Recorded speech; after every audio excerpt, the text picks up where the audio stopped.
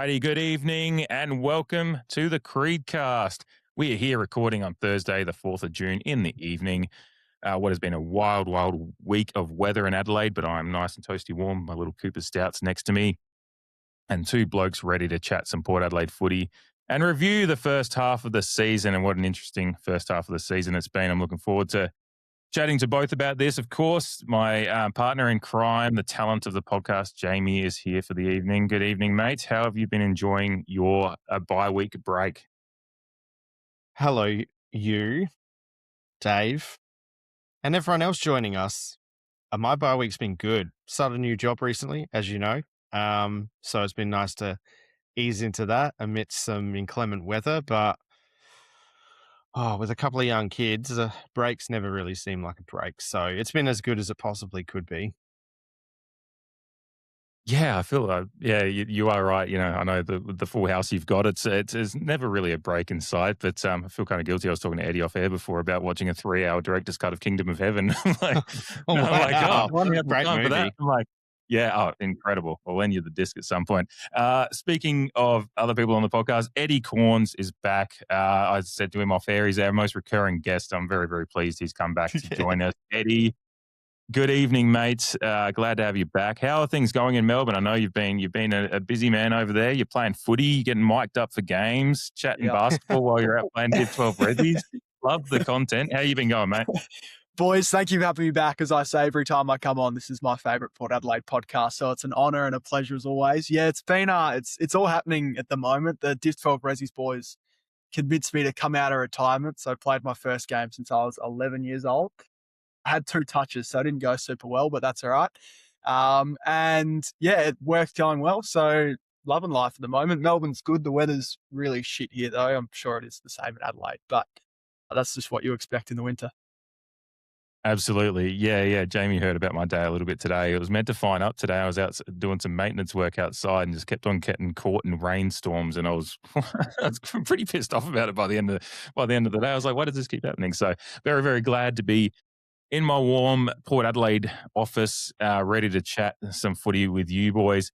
We'll dive right into it. And as anyone that's listened to these kind of mid-year and end-of-year reviews know, I'll do a little speed run of the first 6-week results, and then we'll kind of look back on those first 6 weeks together as a trio, and look at what the themes of the first half of the season were. So let's get into it. Round 1, the Josh Carr era began. We were all excited. You know, there's all the memes starting the car and all that stuff, and the car kind of just putted to a stop. I believe kind of like Eddie's first car did, if I remember my SEN stories correctly.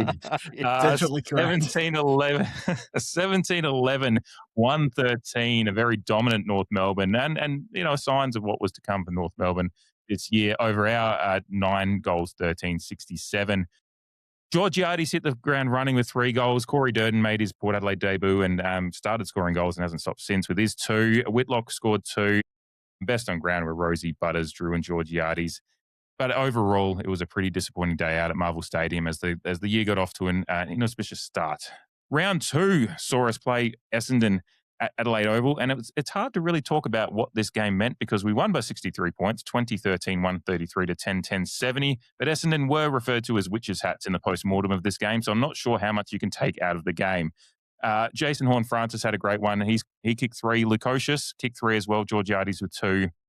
Berry 2. Richards 2. Durden 2. Continuing his very good start to Port Adelaide footy. Amongst a bevy of other players with singles, it was a high-scoring game for us against those witches' hats. It was, of course, dampened by Connor Rozee going down. And it was just confusing scenes for us at the ground, seeing how he reacted to his injury. And, of course, now we know it's been quite a significant one and is still continuing to be a significant one for Connor Rozee.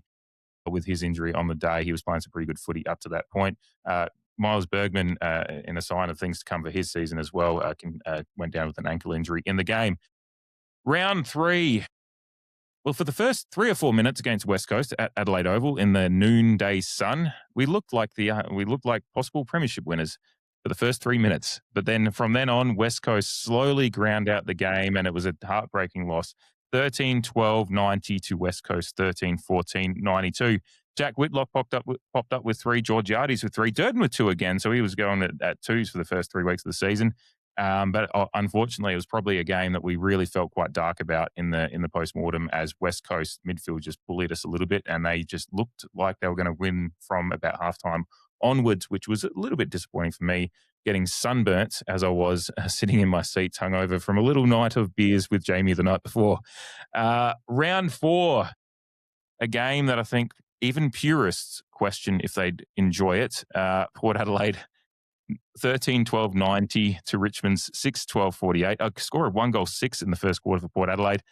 It was a game that I think Jamie and I on replay still found our bits to talk about and enjoyment out of, but it was minimal. It wasn't a good game, and it's one that we'll just move right past as we head to Gather Round, which was a much more fun weekend of footy, despite the Port Adelaide result.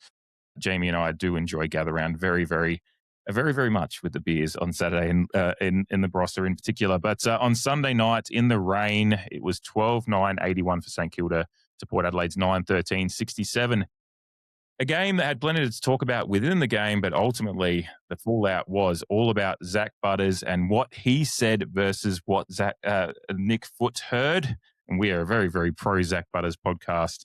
So we stand with Zach on that. And of course, that has been all in the past now, but it was a very, very busy week after that, watching all that news fall out. But yes, Port Adelaide ultimately did lose by 14 points. A game that I think we had some moments in, but again, St Kilda just got the woodenness at the start and came through with it. Round 6, and the last game we'll talk about, I'll mention here before I throw to you boys, and we'll talk about the first 6 weeks of the season.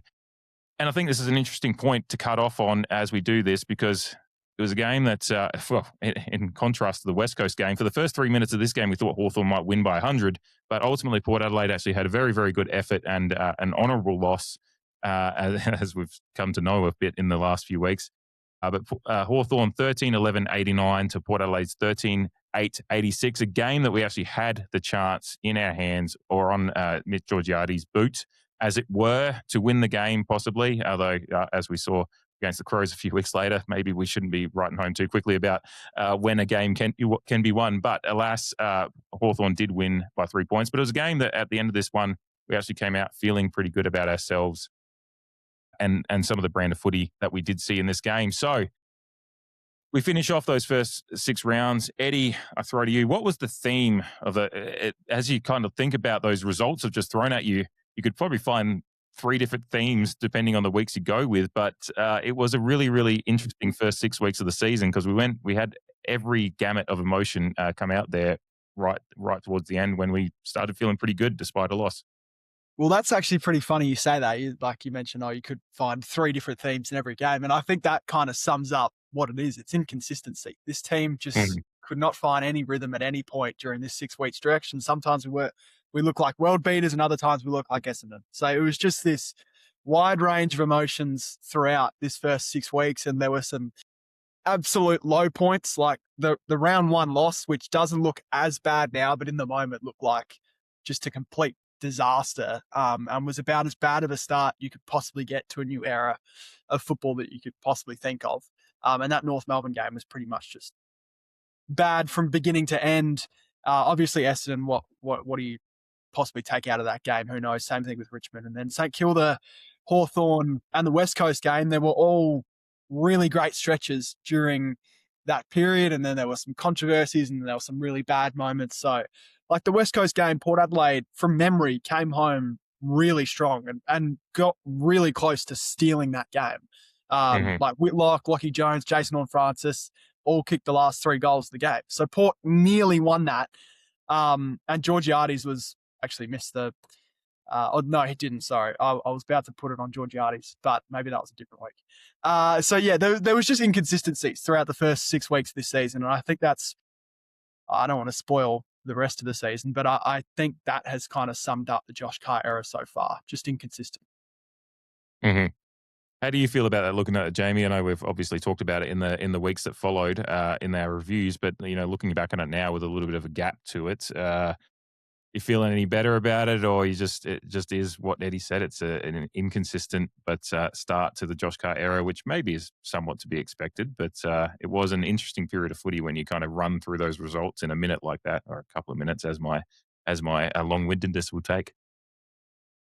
Yeah, well, as Port Adelaide fans, we still go through all of the emotions, regardless of how you feel about change or tanking or whether they're actually trying or not. But I think to start the season, though, I, I think the plan going in would have been to see how good we could be with what we had. And I think, yeah, this season was predicated a lot on how healthy our top end would remain or be. I mean, Connor Rosie lasted 1.5 games. So um, that kind of got the ball rolling in a certain direction, which implemented a lot of youth into the team, and with youth comes inconsistency, or youth from an age point of view, or inexperience from a games played at AFL level point of view as well, in some regards. So, yeah,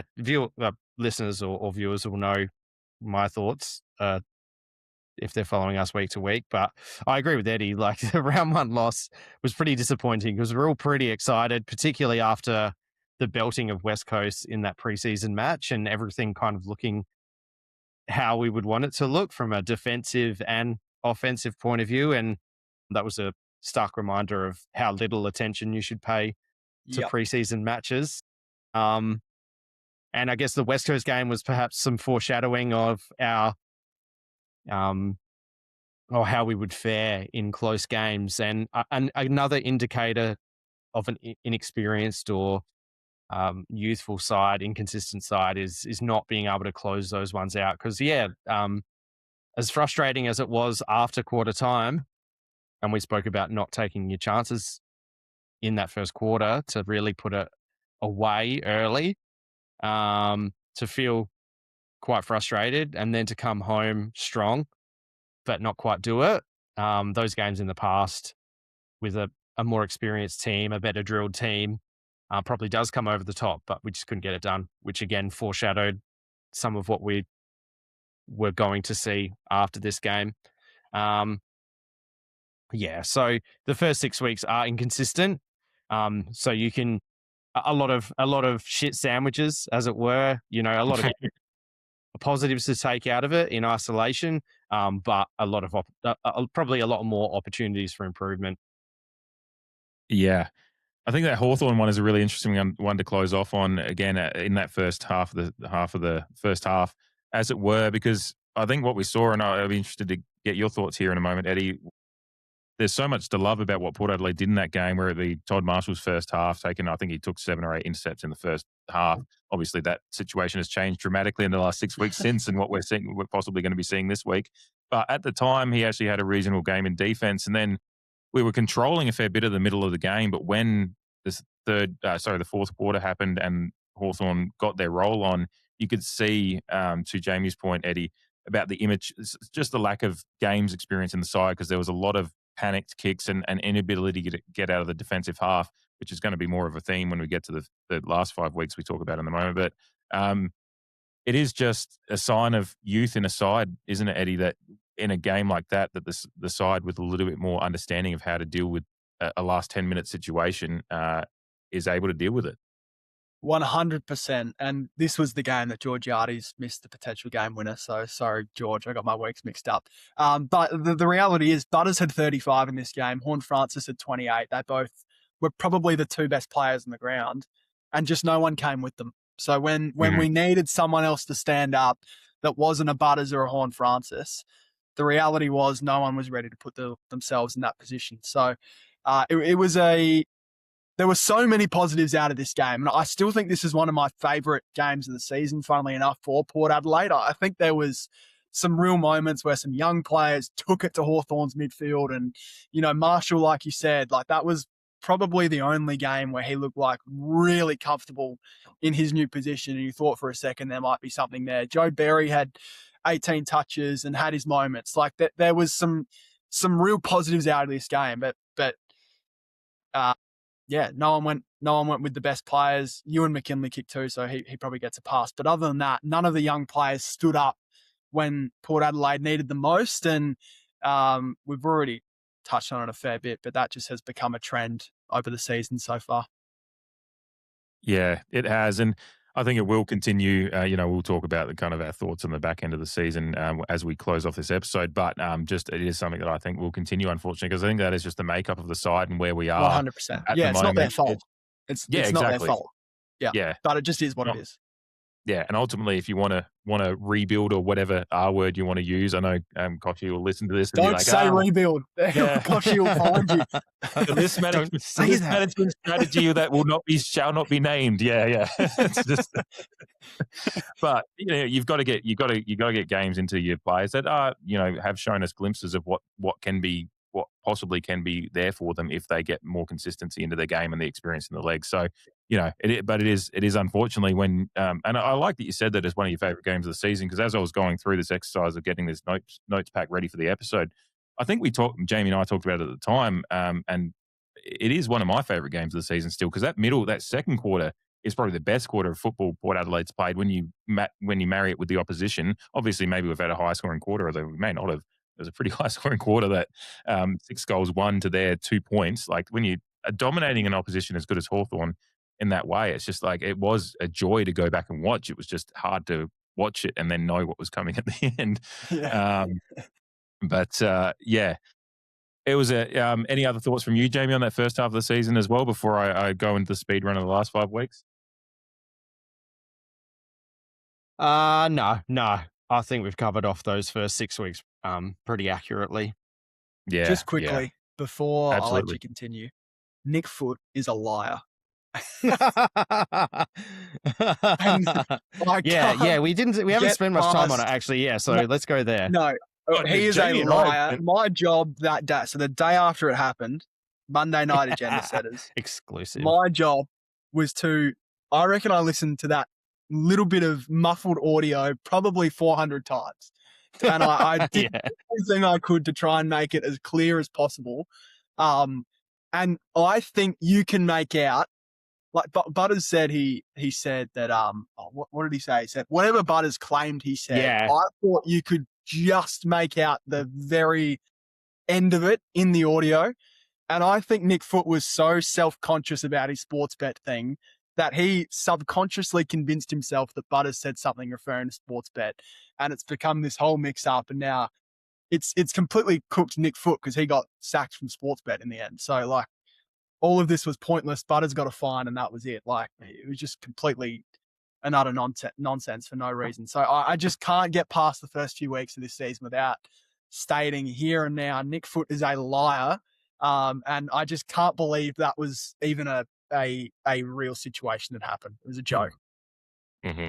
Yeah, you're preaching to the choir, both in our regard and the people consuming this content, because we certainly discussed that at length. Well, it would have been in the post-match review, and then I think because it was a saga, it would have crept into the preview of the following game, the Hawthorn game. So with all the minutiae going on. But it's funny you say the subconscious thing with the sports bet, because I brought that up. Oh, no, I'd seen someone bring that up on social media, just about having that internalized like angst. And like, if he didn't work for Sportsbet, he wouldn't have misinterpreted what had been said, but it's because the connection was there and something subconsciously has ticked in his mind that Zach Butters has criticized him being corrupt rather than just being an inept umpire in the moment. And I think the other point to that, and it's interesting. Yeah, when you get access to pieces of vision like that with some of the work that you do. Great work, by the way. People watching or listening, go and support Eddie in all of his ventures at the moment. He's a busy young man as well. But from the audio that we were afforded, and I don't believe that that's all there was. I don't know what your thoughts about that are, but I thought that it sounded like Zach Butters said something slightly different that would have sounded like what Nick Foot had heard. Yeah. But Zach Butters paraphrased himself, and then once he'd paraphrased himself, he had to stick with that to be consistent. And what ended up happening was Ollie Wines said what Zach Butters had said on the field, but Zach Butters said what he was paraphrasing to Yeah. like whatever the Yeah. the panel is that decided. So that's what cooked Port Adelaide in the end. I will say that was the only bit of audio that existed, and there wasn't a cover up. I can confirm right now there was no Okay, cover up. yeah. What I reckon what Exclusive. happened was the audio person in the truck at Channel 7, who that also controls the audio for Fox on Thursday, Friday night games. Was it a Fox game or a 7 game? It might have been a Fox game. Either way, whoever was mixing the audio, I reckon turned down, because Nick Foot wasn't the controlling umpire, turned down Nick Foot's umpire mic and then turned up the controlling umpire's mic. So we only just heard Nick Foot, which is why you could only just hear Zach Butters. But I will say, when I rocked up on Monday, I went straight to the edit suite. I was so excited to hear what was said. Yeah. And then to get that was pretty disheartening. But Yeah, deflating. yeah. So that was the audio that existed. However, we got to that point, I'm almost 100% certain it was not a cover up, and it just was really unlucky on all ends. That Yeah, and like the club said, like the whole process just made enemies of one another when it could have just been easily mediated as a misunderstanding. yeah. Wipe your hands of it and move on. But unfortunately, we were, as seems to be the theme with AFL media these days, is we seem to just be dragged along throughout the drama and provided many talking points. Yeah. And it's really just distract. And yeah, Jamie's point is very, very true. It's just like, and that's what we kind of, I think we had to spend an hour or two, well, not an hour or two, but like a fair bit of time on that, on the podcast, just because it was pertinent news. And it's just like, we're just like, why are we talking about he said, she said kind of situation? Because that's what it came down to. And then obviously, and I'm look, the one thing I'll say, I'm very, very proud of the club for how they kind of just said, no, Zach's saying this is, he's resolute on him, and as you said, Eddie, like Nick Foot's a liar, and the club was I think the club was basically saying that without saying it in all their statements, but very, very proud of the club and how they just said, all right, no, we believe you guys. We're going to stand behind our Brownlow medalist and one of the top 5 players in the competition who are both absolute and resolute in their belief, and we're going to stand behind them. We're all Port fans here. Obviously, me and Jamie talked about it. Eddie. Did you find a bit of pride in that and how the club kind of just resolutely stood behind them? 100%. I thought the AFL handled it about as poorly as you possibly can, and I thought Port Adelaide handled it about as best you possibly can in that situation. And also, I thought Butters and Wines handled it really well. Butters, when you're that emotional after such a close loss and you have to do a post-game interview, and he spoke like that and made it very clear his thoughts on the situation without kind of being defamatory towards the umpire or getting himself into even more trouble, I thought was pretty amazing. And Ollie Wines was just as good. So the fact that the AFL can take an umpire's word over a Brownlow medalist and another player's word just makes zero sense to me. But just how it is at the moment with the AFL. Yeah. I think I've said to Jamie a few times on the podcast this year that the AFL is just like the sideshow Bob just in the Simpsons episode where he's stepping on rakes the whole time, like every direction they go, they're finding a rake to step on, and they keep doubling down on it. And even though there's a pretty clear path to a more common sense approach to every single situation, the AFL sees a clear path or a rake, and they go, "Let's go in the direction of the rake and see what happens." It's a really weird year on that front, but it is just what we're dealing with. And certainly, Eddie, being in your line of work, you're getting the inside. You're seeing it firsthand a lot with obviously getting that audio. So I'm very, very glad that we could hear on the podcast that there is no conspiracy, Jamie. Though with this, it's just. I think you still have to convince your Uncle Chad that there's no conspiracy. he was pretty steadfast in his opinion on that too. I think the AFL was actually like me in terms of they were hoping they were just going to roll up on Monday morning. They were going to listen to the audio, and either way, they were going to have a solution. Either Nick Foot had lied or Zach Butters had lied, and then that was going to be the end of it. And that the audio not really working or being clear actually made their lives so much harder that they were pretty flat about it. So, I don't think there was a cover up. Sorry to tell you, Chad. Yeah. And the common Keen sense listener approach of the pod, Chad Collins too. That is the common sense approach. Is like it would have just a smoking gun being there would have been is what everyone wanted out of it. I think I was sitting in the Molten Shovel Tap House, just just grumpy on my phone, just reading all the stuff coming through. I was like, yeah, I'm going to wake up tomorrow morning and there's going to be some story out about what the actual story was. And then once that didn't happen, then it was just like, well, we should have just mediated and said, okay, everyone take a lesson out of this. But obviously we went the way we did, which again, the AFL and stepping on rakes. No, I'm very glad you brought that up, Eddie. That is a very, very good kind of area to close on, because it is still probably one of the biggest news stories in the AFL this year, based just on what the precedent it set. And obviously for us as Port Adelaide fans, it was very, very immediate for us as well.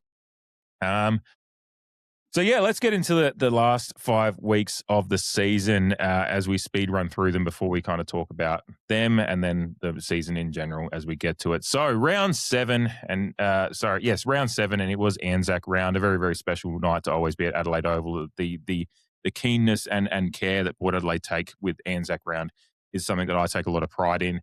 And it was a very, very good night to take pride in just Port Adelaide football, as well as we dominated the Geelong Football Club. It was, apart from the first 3 minutes, again, there's an interesting 3 minutes theme with the Port Adelaide Football Club this year. But beyond that, Port Adelaide absolutely dominated Geelong, and a scoreline that was 13-17-95 to 10-5-65, Georgiades 4-6 being the margin of the game. But it was a game that, of course, Jamie and I and keen listeners of the pod will know we do like to bring up X score when it works for our benefit. And X score had it at about a 50-point win, so it was a game that Port Adelaide actually could have won by more if they'd taken a few more opportunities. But we didn't care. It was a special night, obviously, for Jamie and for us as fans. And we got to see Port Adelaide win a surprising one and dominate a very, very good footy club. It was round 8, and we thought, going into round 8, a round 8 showdown, we thought, geez, we've just beaten Geelong. Adelaide looked like absolute arse. We're on here. And we were on, but it was a heartbreaker, and it's one I'm still not over, like I am pretty much every showdown loss in my life. 11-10-76, Braden Cook breaking our hearts after we thought Joe Berry had just given us one of the showdown moments of our lives. And not taking no credit away from Joe Berry, he had a moment. It just sucks that Braden Cook and our post 40-second management couldn't handle that area. But a 1-point loss in the showdown. A good performance. Again, I think there was some, I'll be interested to see your thoughts, some of the little pieces of what Port Adelaide's football has, the diminishing returns over the last few weeks, I think started showing signs in that showdown loss. Round 9, it was Friday night footy once again, and Port Adelaide, once again, Heartbreak FC was just becoming a theme week to week. 10-12-72, Port Adelaide, 10-14-74 to the Western Bulldogs.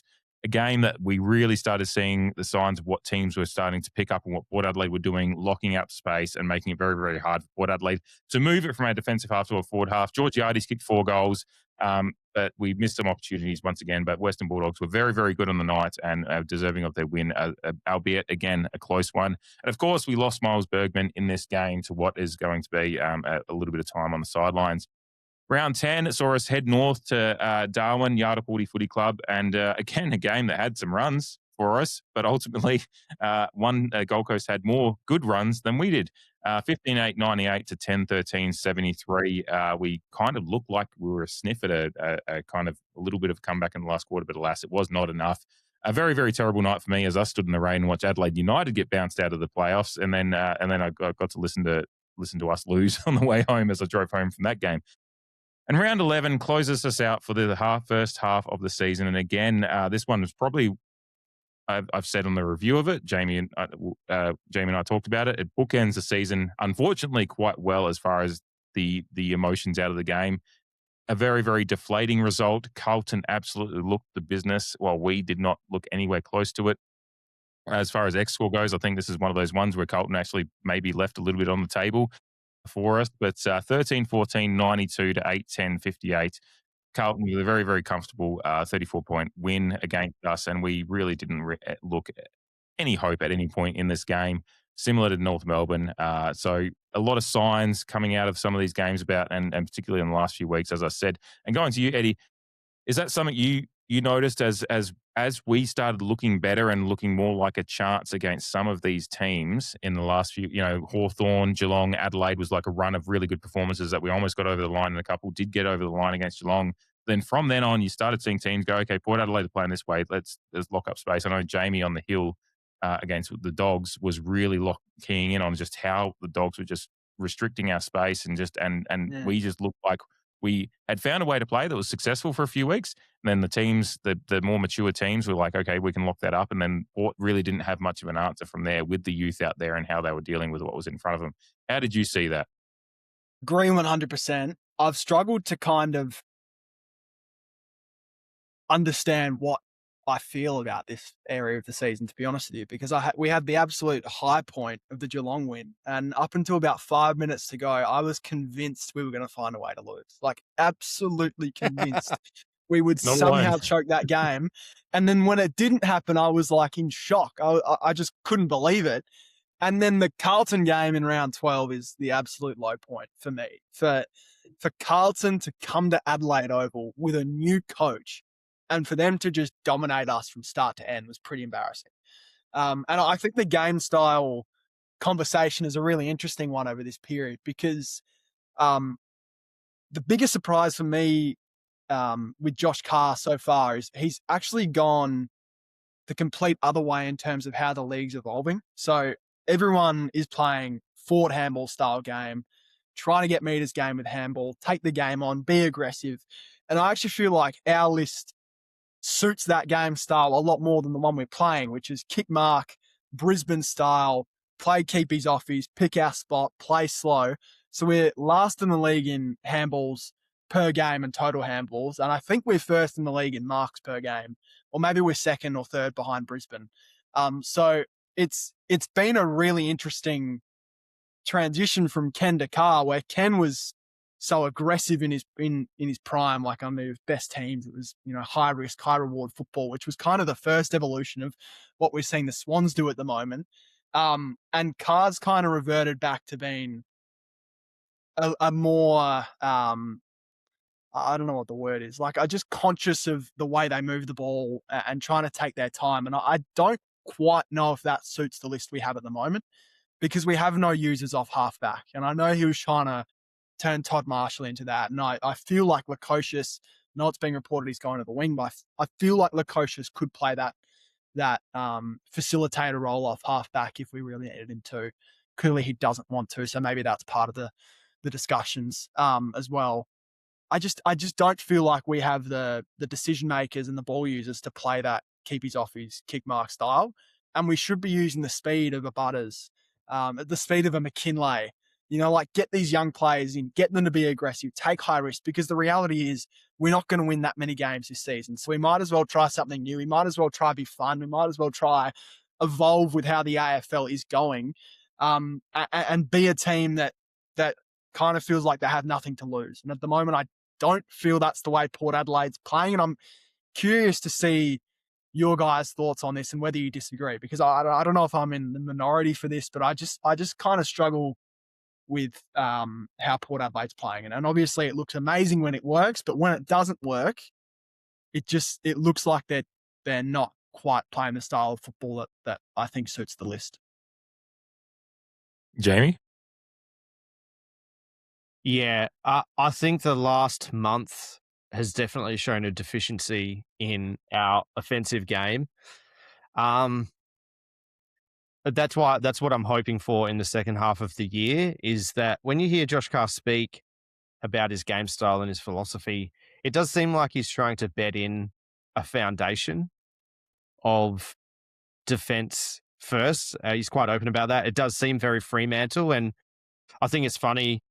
Fremantle have been criticised in recent years for much of the similar thing, as too defensive, very slow. And then this year, now that they've kind of got that balance, they've got the experience, they've got the talent, they're taking it on a lot more and using those pieces. So whether it's that influence of Josh Carr is coming in, knowing that this season was never going to net us a premiership, maybe hyper aware of bedding down a defensive mindset first and then building on that.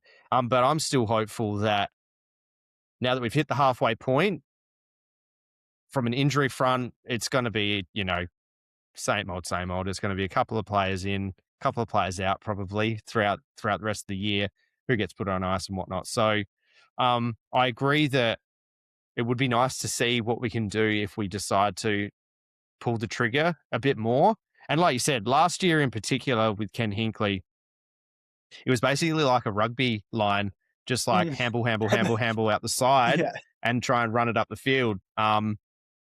You know, whether Ken And was a obviously visionary and saw how the game was going. that didn't work. Obviously, that was a disaster last year. So I could just be, the reality is our list isn't very good. So either way, we're not going to be a good football team. Yeah. So we can't. I just feel football is going in the direction of pace and speed, and the AFL wants the game to be faster. Yeah. So They've why resist that? dictated it that way. But I also get the argument that, like, focus on defense and build that foundation. I just think the key difference between Port Adelaide and Fremantle is Fremantle has ball users on their list, and they might not have been ready a year or two ago, but now they've kind of developed into the exact piece that fits what Fremantle's trying to do. And now they're a kick mark team that can play with pace, which is pretty much unstoppable.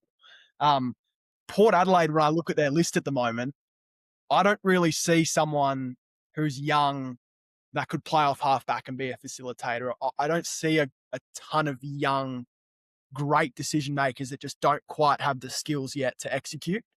So I don't know. I don't know what the future plan is for this list, because I know Koshi, we don't rebuild, blah, blah, blah. We expect to play finals. We got to be thinking towards the future. We got to be thinking towards a Zach Butters-less future. Who are going to be the guys that fit this play style 100% and can be the big building blocks that go forward. And I think a great example of this is like a Carl Warner on Fremantle, who 2 years ago, all three of us, we would say Carl Warner and you'd say, who the fuck is that?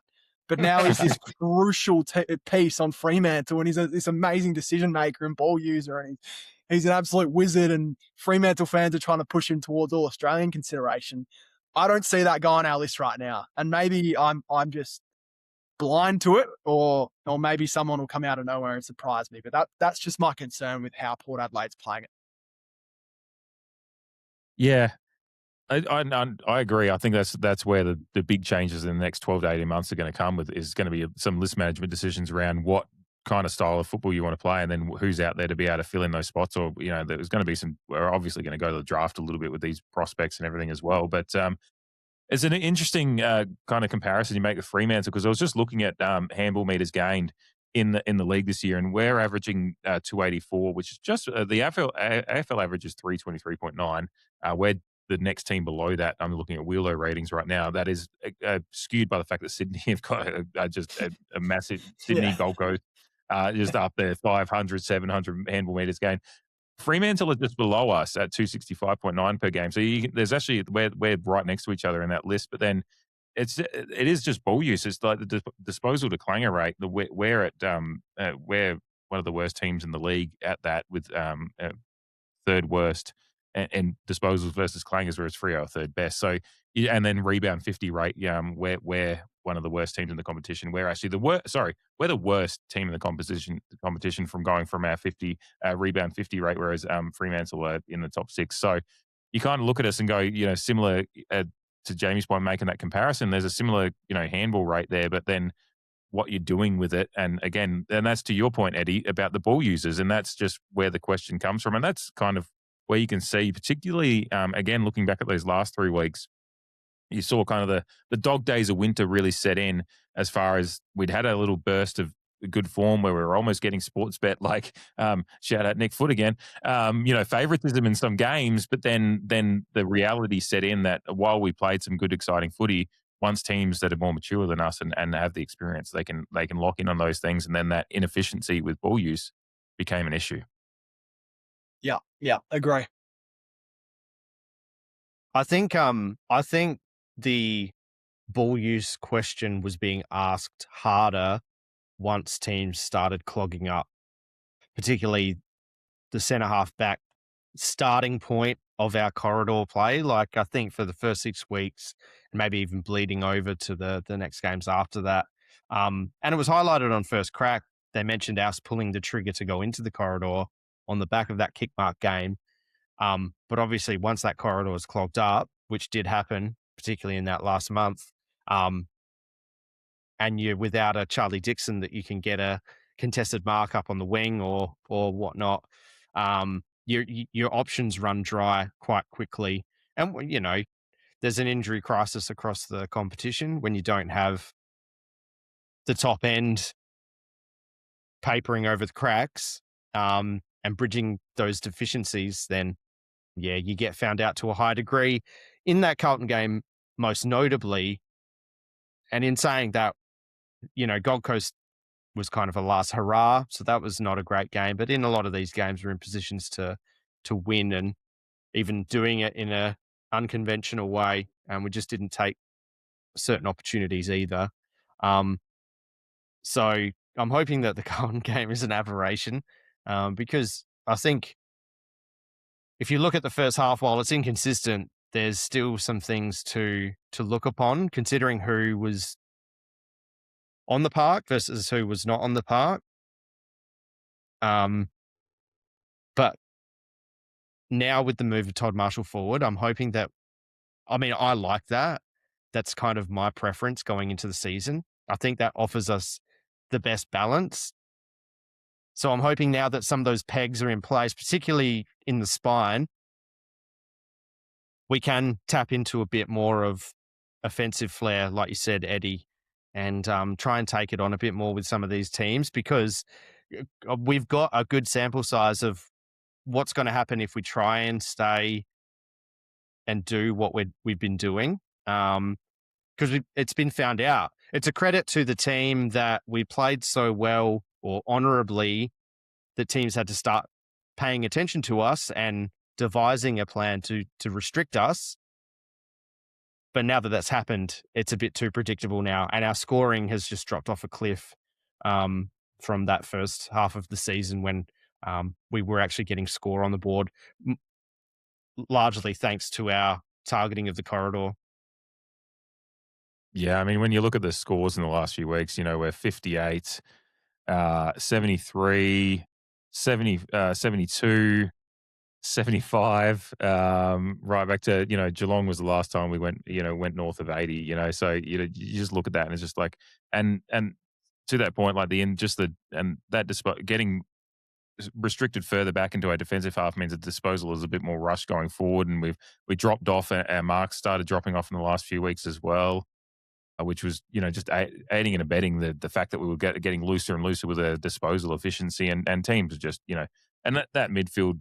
I think it's back to your point, Eddie. You kind of brought up at the start that when Butters and Horn Francis don't have guys go with them in some of the size that when the Carlton in particular, you just saw the beneficiary of having some good, like Patrick Cripps, like those guys.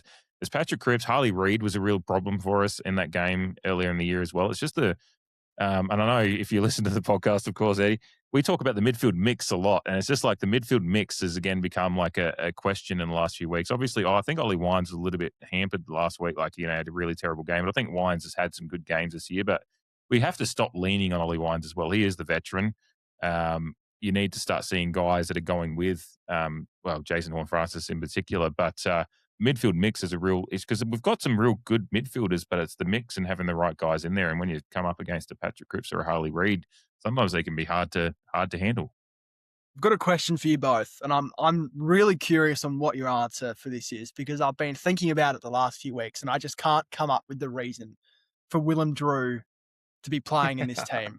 If he's not going to do a tagging job, if he's not going to be better than Ollie Wines, what's he doing?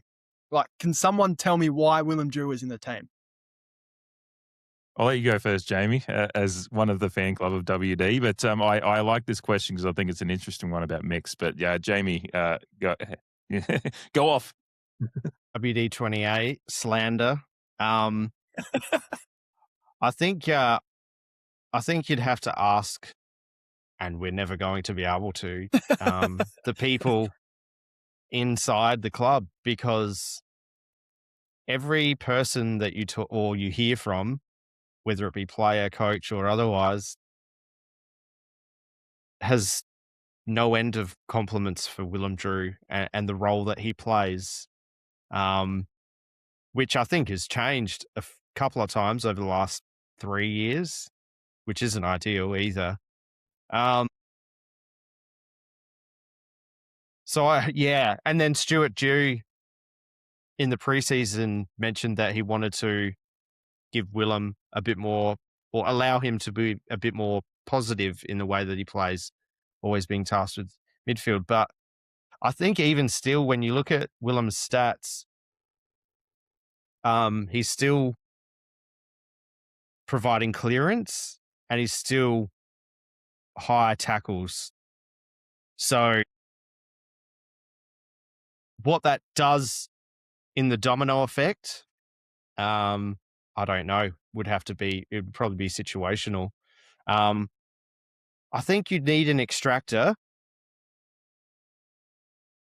but does your extractor have to offer more than feeding it to the Zach Butters or the Jason Horne-Francis? Because I still think that you need a balance. Like, I don't think that you should have all of one type of player at your stoppage in your midfield rotation. I think you need balance.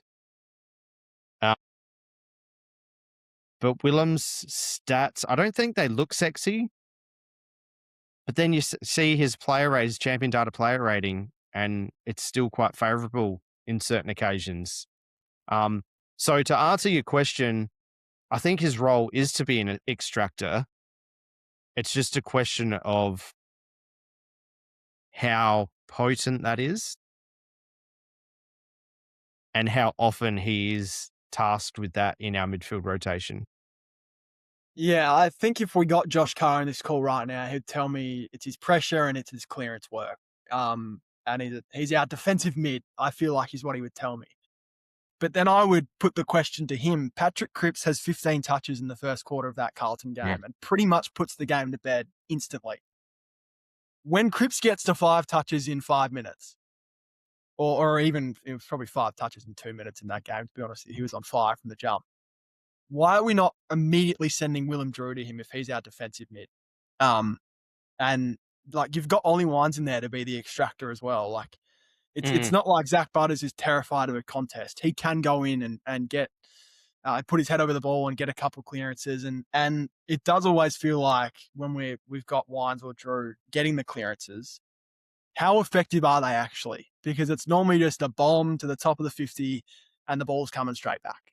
So yeah, I don't understand his role in the midfield at the moment. The other thing that I could probably say, if I was playing devil's advocate to this argument, is like, who's going to come in for him? And that's probably the main reason he's still in the team, because I don't know who the next guy up is. But like, is it Will Brodie? What's he do? Like, I don't know. So he's actually doing very much of the same for the Magpies. Exactly. And because I think it was after one of these games in the last month, I think, I mentioned on pod that in the emotion of the aftermath, I think it was the Bulldogs game, and going like, is Willem a chance of being dropped, just to have a look at someone else? And because Brodie is there, and it's just like, well, they're kind of doing the same thing. You can't play them both together. You know, why not suss it out? But yeah, they love what he does. It must be so many intangibles that don't show up on a stat sheet or something like that. I can't remember every single clearance. I do think that under immense pressure, there has been a lot of rushed disposal that hasn't benefited the team, and I think that's definitely an opportunity for improvement. And I guess if it was a younger player, I would just be saying to keep it a bit more simple, and don't try and overcomplicate it. But he is well into his work now, so you would hope and expect that a player of experience can get the ball, extract the ball, and use it a bit more efficiently. So and your point about who comes in, it'd be very interesting if Connor Rosie didn't have such an injury, and what our mix looked like then, and then even Bergman, if he started the season without his injury interruptions, because I know your feelings about him, but the plan, I thought, was to see how he was going to go in a midfield rotation, but we just haven't been afforded. I look at that under this current regime. It's an interesting one, just the Willem Drew stats. I was just having a look. And again, I'm going for Wheeler ratings. They've got him as our third highest rated player this year. He's going at 68.8% efficiency on the year, 5.5 clearances, 10 contested possessions. Some areas that you look at, and like, again, the stats don't look super sexy, but they don't look terrible either. 6.5 tackles a game. But I think your point, Eddie, and one that I do agree with, and that's why, again, I bring up, it's about the mix and it's who you've got in there. So you've got Ollie, and I think to your point about the defensive side of it, I think he applies himself very well defensively, but he just doesn't have sometimes the strength and stuff to go with you. Because we saw Bergman play a similar role in like your Dawson and Cripps last year, and because Bergman's got a bit more of a size and ability to just body up with those, but you saw Drew a few times. He I think I remember watching the replay of the Carlton game. At one point, he looks like he gets his arms around Cripps, and Cripps just kind of shakes him off like he's like it's just throwing off a rope. It was that easy, and it was just like it's something about his drive and his endeavor is really, really admirable, and that's why he ends up with the stat line. But sometimes it's just about the mix and the size of the guys you've got in there. And yeah, it is an interesting question to broach to two guys who are very, very big WD28 fans. We do love what he does, but I think it is an interesting question to broach because it is more about the mix and who you've got in there. And if you've got a bit too much same, then that's what I think that's why we've found the main issue this year to me, as particularly the last few weeks, has been a little bit. Again, the guys that aren't going with your Zach Butters and your Jason Horne-Francis in midfield. That's going to be an issue, and it's going to continue to be an issue, unfortunately. I want to ask a question. Any more thought? I mean, how do you? Just another question. Just looking at the first half of the year, Ed, just outside of, I mean, it's somewhat midfield. The ruck battle has been an interesting part of this as well. We've gone, we started with Vicentini, we went to Sweet, then we've ended up with Sweet and Vicentini, then we've gone back to Sweet, taken a ruckman in the mid-season draft, which I think is more of a little bit of depth as well. But so that's not too much to talk about. But again, we did take one with one of our two picks. How do you see that as an extension of the midfield discussion? It's because we like both of these guys, but it's still I don't feel convinced about the future yet there myself. Yeah, it's been an interesting year for ruckman. Like, it just feels like there's such a large talent gap between the very best and the average ruckman. So, like, Gawn, Grundy, Jackson are complete game changers, and they will shift your season and win you games. And then pretty much every other ruck in the competition can have moments. They'll be really good some days and really bad some others. And they'll get injured a lot and they'll be in and out of the side. So I'm not someone who puts a ton of value into your ruckman. I think you just need a decent one and you'll be fine. Like, there were some years with Ken Hinkley where we had like Scott Lysell on his last legs, and there was a moment where it was like, if we had a slightly better ruckman, maybe we do win another prelim. Like, maybe we.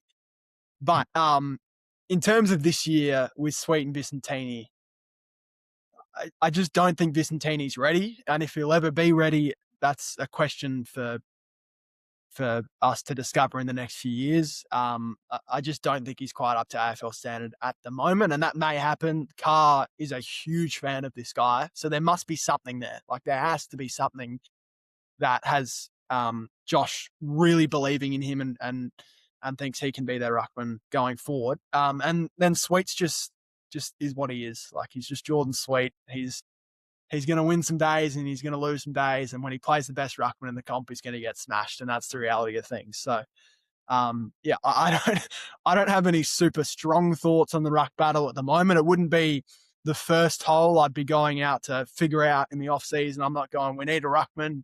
That's the number one thing we got to fix. There's plenty of other areas that I'd be looking at first, but it's definitely, it's not like Jordan Sweet has locked up his position 100% for the next few years. Like, there's definitely some work to be done for him. And hopefully, I think if Port Ceiling wants to continue to go up and up and up, we probably need Vicentini to be what Port Adelaide believe he can be, and start to take a few more steps forward over the coming months and years. Mm-hmm.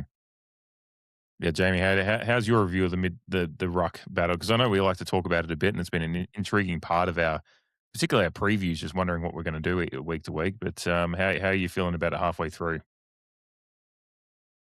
I think we started the season incorrectly. I thought that Dante had a good preseason, but I think that Jordan Sweet still should have started in round one. And I'm just looking at hit out stats across the competition at this point in the year. And like Eddie said, the top ruckman for hit outs, you got Grundy at the top, Gawn, Lockie McAndrew for Adelaide, funnily enough, in third. Unreal. Jared Witts, Luke Jackson, and then Jordan Sweet is sixth. But then when you go to hit outs to advantage, you've got Grundy, Gawn, McAndrew, and Jordan Sweet are tied for third. So I've always believed that Jordan Sweet is the first ruckman. And to be honest, I think he's been in the discussion of some of our best players across a lot of our games. Whether that's a positive or a negative, I'm not sure. But I do think that he has improved in certain aspects of his game.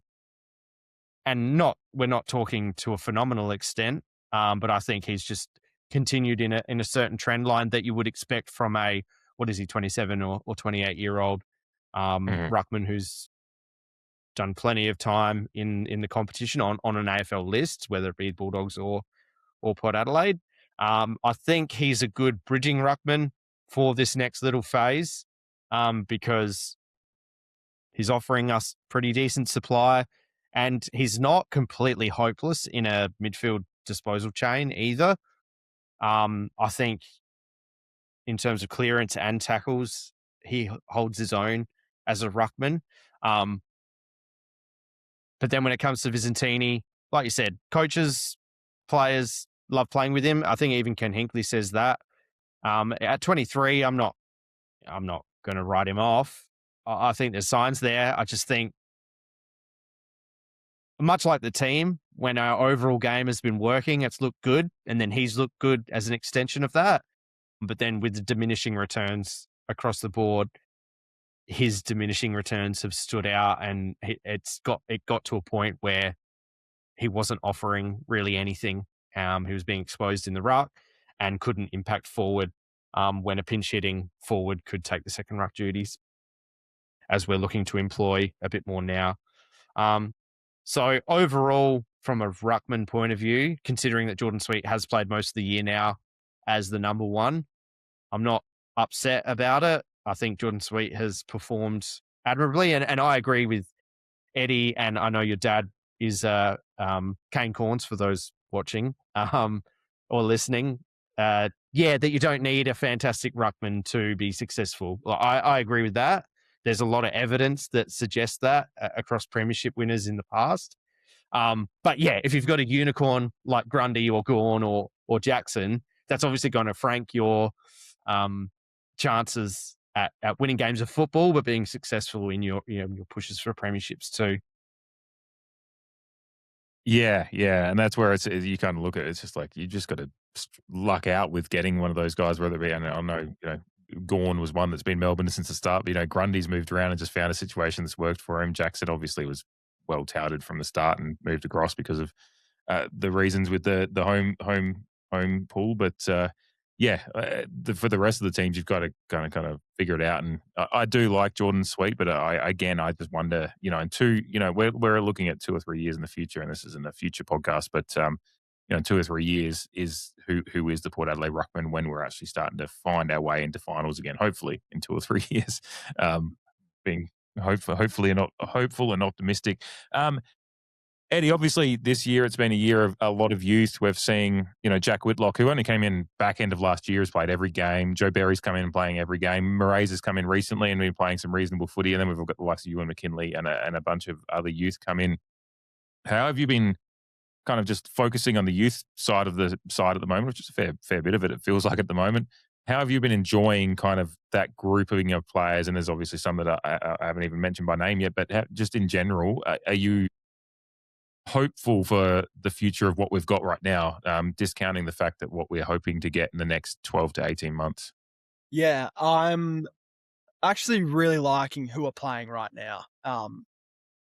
Is there enough of those guys at the moment that we have on our list? I don't know, but the people that are actually playing, so Berry, Whitlock, like you said, McKinlay, I really like what they're doing. Like Whitlock, Port, he didn't play. I think he only played one game last year, one or two. But Port were so high on Jack Whitlock last season, and they think this guy can be like a really, really, really impactful key forward in the future.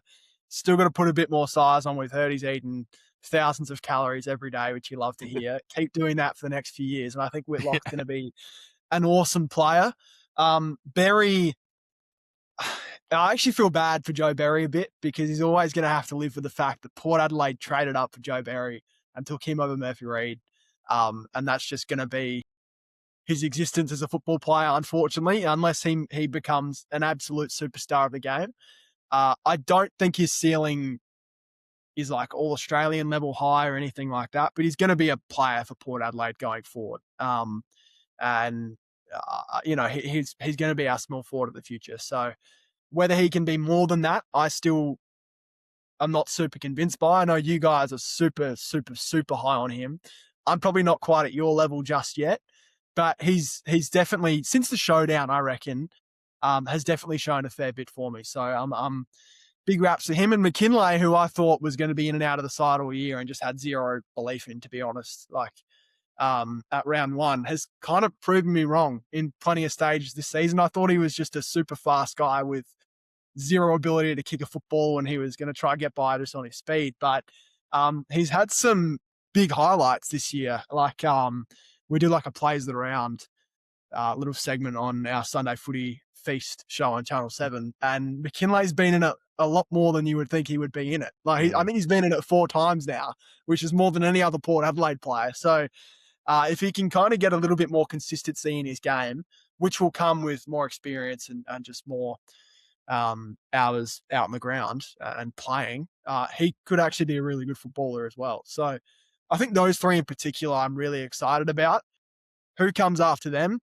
No idea yet. Like I just, Jace Burgoyne, I still think he's a young player. I'm still not convinced by. He had that one amazing year and quite hasn't reached those levels since. There's not really anyone else in the forward line I'm super enthralled by. That's really young.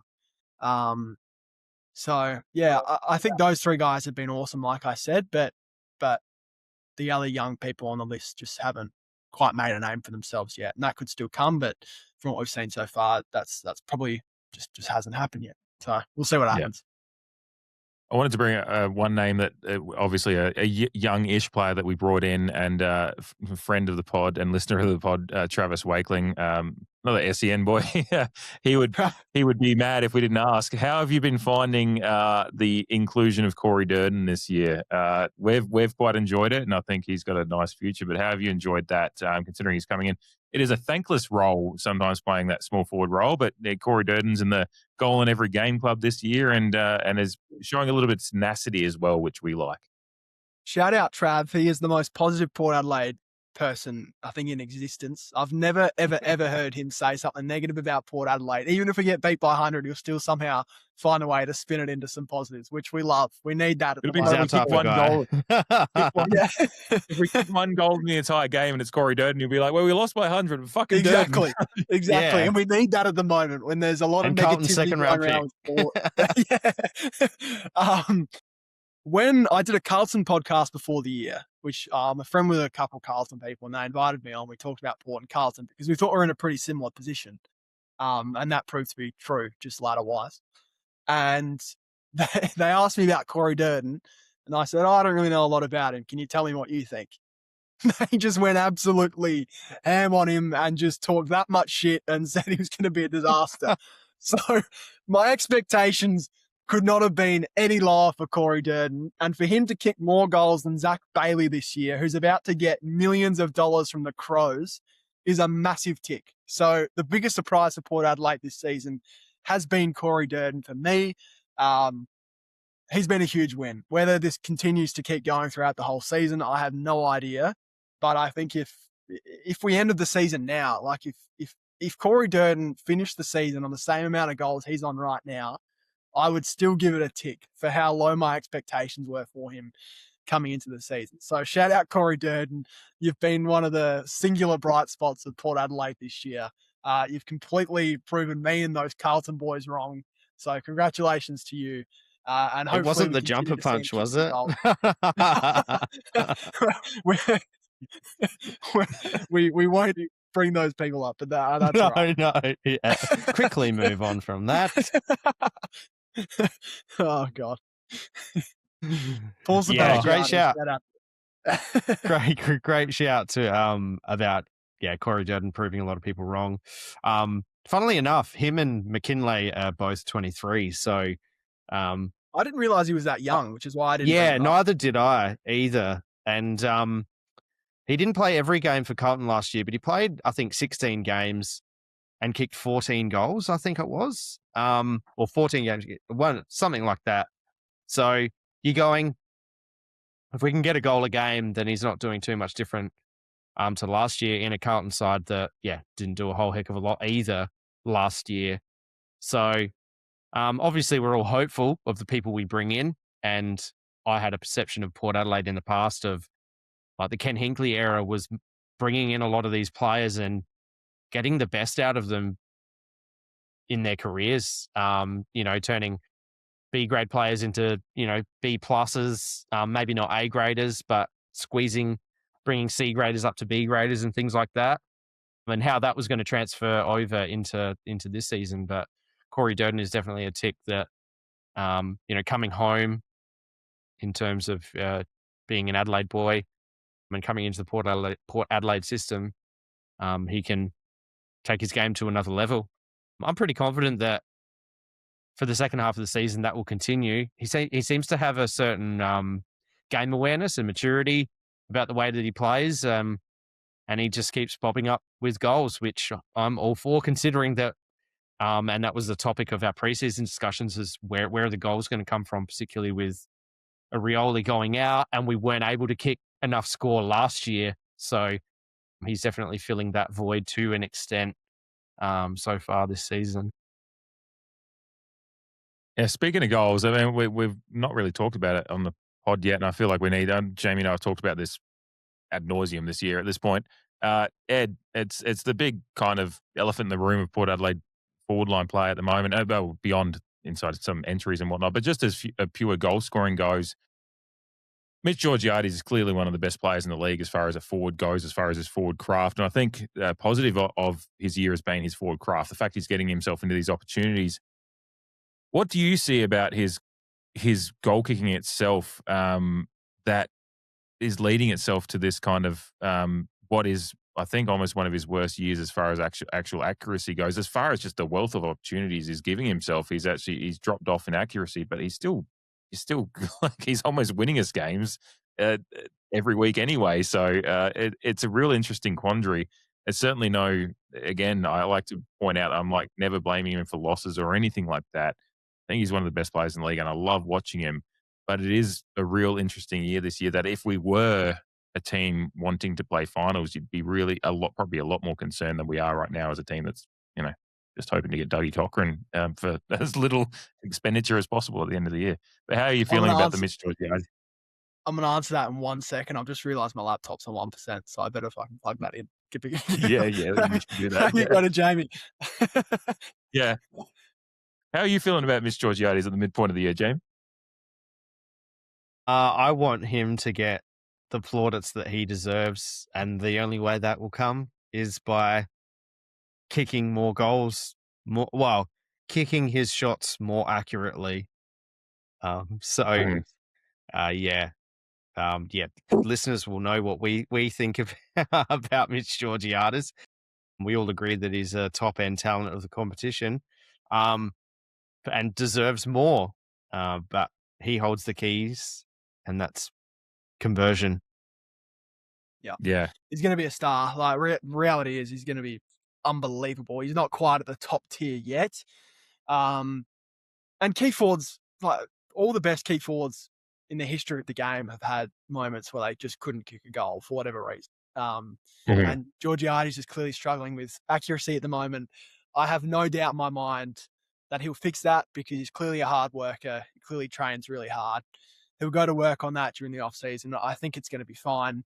There's also the curse of Port Adelaide with goal kicking. For whatever reason, this team just can never kick straight. And that's been the case for basically as long as I can remember.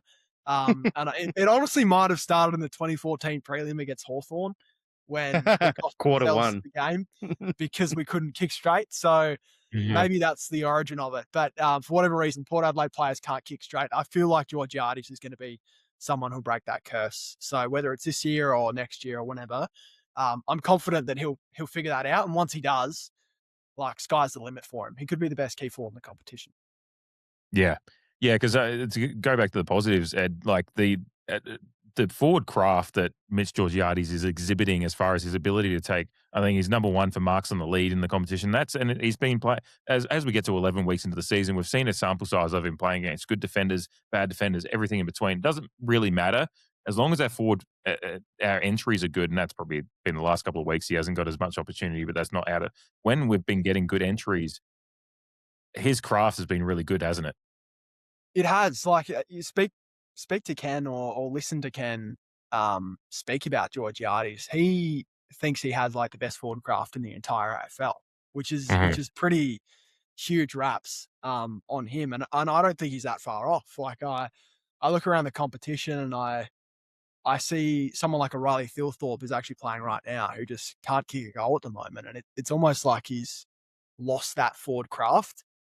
You'd never, ever, ever say that about Mitch, who every single week is in the right positions and putting himself in spots to win the footy and take big marks. And a lot of the time the delivery is the issue and not Mitch Georgiades. So I absolutely agree with you. I think he's just skill wise and when it comes to pure key forward craft, he is absolutely one of the best in the comp right now. The craft is like, and that's what I think is the most. And I'm glad you brought up what Ken said and what everyone's saying, and it is something that I have really, really focused on this year as an aside to the goal kicking. It is just like appreciate the forward craft. It is a really, really as I get older and with just watching so much footy, it's just like it's something that I really have keyed in on to appreciate because it is so hard. And I think that's partly maybe where Georgiades has just got to marry that up now in his game. I'd be interested to see how you think about it, Jamie, as we've had a break to look back on it. Maybe that's just where the goal kicking yips, so to speak, have come from. Is there's so much work going into what he's doing. He's like, just maybe just the mental lapse at the back end of all the hard work he's done. He gets the goal kicking and then, just that shoulder drop or whatever. And it's just like, once he marries those things up, it's just like he's, and that's why Jamie and I, we've talked about it a lot in the podcast this year. We're like, what's frustrating is we're so excited for him to take that step to be up there with your Jeremy Camerons or Jack Dunstons or, different types of players, but, players that are absolutely just raking in bags every week when they get the opportunity. Jamie, your reflections in the bye week, is that just, you're just hoping to see him kind of start to marry that up a little bit in the back end of the season? Yeah, of course I am. I think something else we've discussed as well is that he's taking a lot of shots from further out than some of the other forwards, and that can potentially be due to our ball movement and having to take those marks in shallow entries, so 35 meters out to 50, 55 meters out. But we all do know that there has been a handful of shots from very gettable positions that have left everyone wanting. So yeah, of course, I hope he fixes it sooner rather than later, and really makes a push for the Coleman medal. But I also agree with Ed. Like, I'm confident that it'll turn around. It's just one of those periods in time because the last 2 years, his conversion rate has been fantastic. So it's unfortunate for him. There's a lot of weight on his shoulders. Not that I think he really cares. He's the type of guy that wants to be the man, as he's said himself. And he's, super athletic, strong enough to compete. He's just got all the tools. He just needs that final one.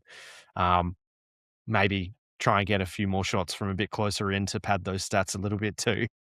Hopefully Yeah. Todd helps him out a little bit as well. Now he's going forward. Hopefully that just makes his life a little bit easier and he doesn't get as much attention with Todd up there. But we'll have to wait and see on that. I agree. Yeah, yeah, it is a little bit the forward mix and that midfield mix and getting those things working together would be really, really important. One more thing before we get into some back half stuff here.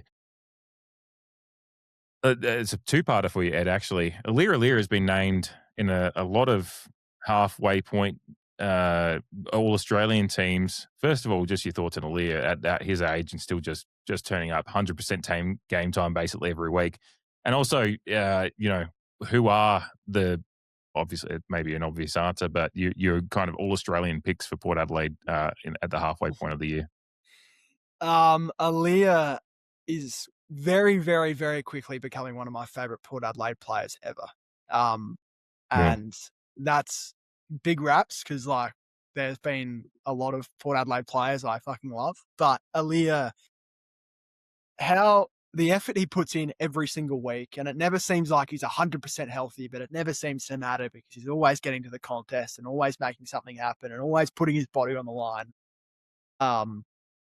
is actually inspirational. And I sometimes look around the back line and I think, how can you watch what Aaliyah does and then kind of just not put in that same amount of effort at every contest? So I just think Aaliyah is an outstanding leader, an amazing player. He's a great story. And I don't know if he'll ever get the credit he deserves as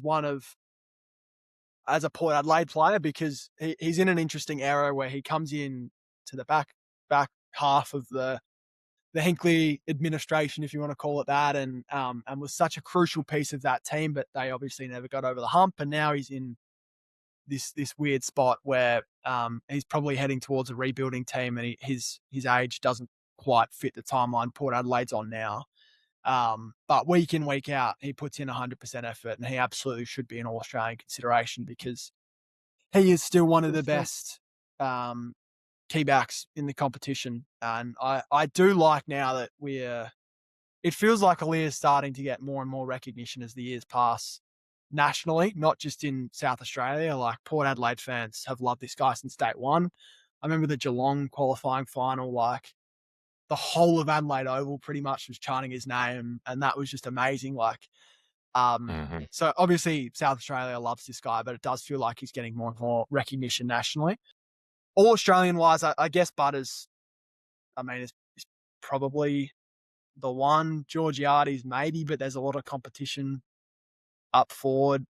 It wouldn't surprise me at all this year if Port Adelaide didn't have an All Australian player in the side. Definitely in the squad, we'll probably get one or two.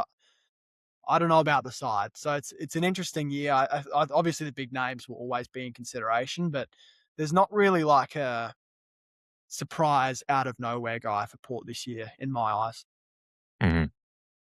Yeah, you'd love to think about, because we look at Horn Francis being one that at some point will get there, but and he's had a couple of performances this year, but then there is also then 2 weeks later he's getting 18 to 20 disposals and not really. Well, he's actually having an impact on a lot of games, just like it's still just the usage of him and the CBAs and all that stuff. So yeah, and he started started really slow. Like the first few weeks, it was like, what the hell is wrong with this guy? And then I think it was round 4, it went off, and everyone was like, oh, he's back.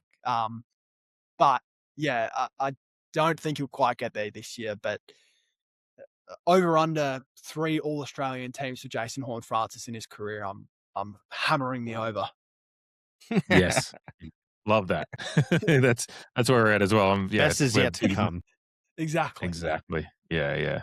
And just when you see the body work and what he's doing at times this year, it's just already there. Is there anything? Well, you've probably talked about it with you and McKinlay, but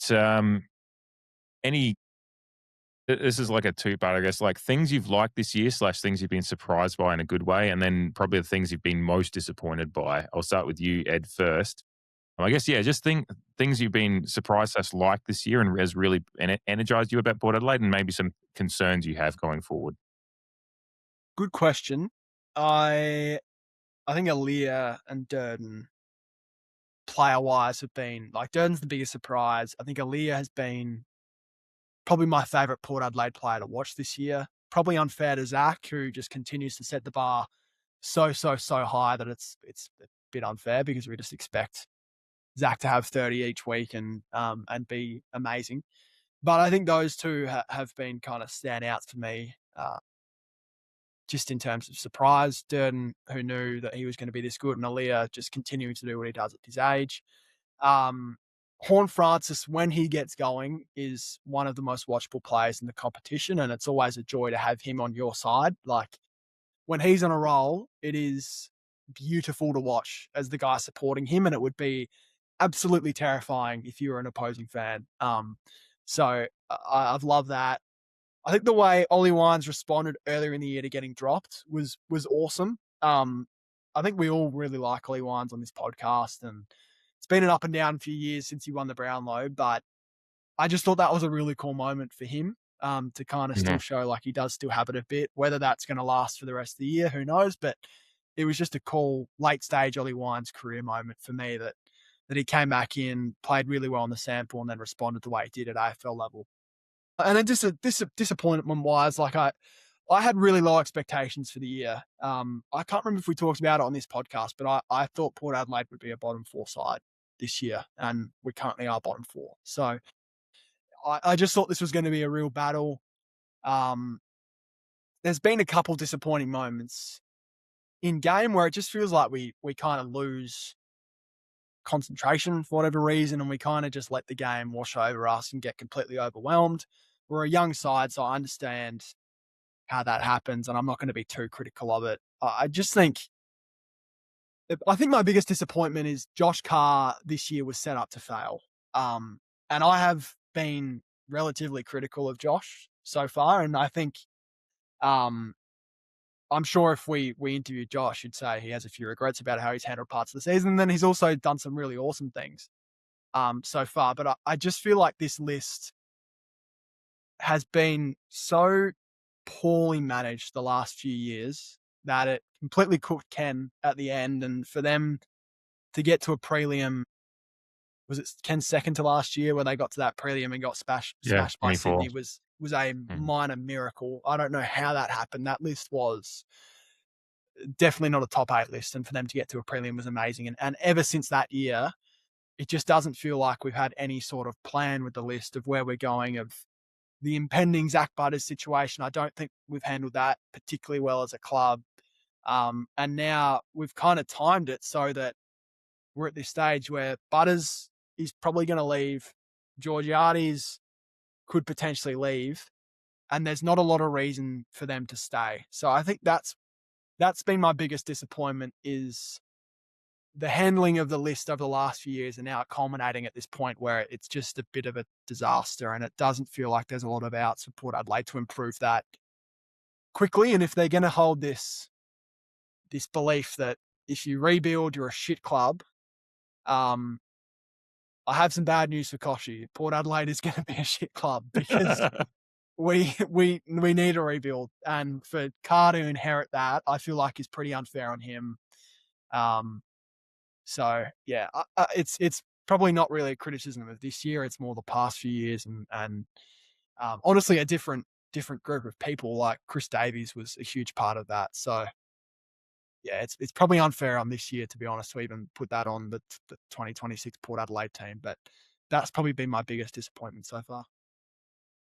Yeah, and I actually like that. It's more of a macro thing. It's just like your disappointment is like watching some promising signs, but it's just like also like that in the background is like this list there's going to be some change. Is obviously the Zach Butters situation is evolving as we speak, but I think we're all on the same page that while we'd love a U-turn, we expect him to go, so we're already kind of moving towards that kind of idea. And then yeah, what other list management decisions need to be made?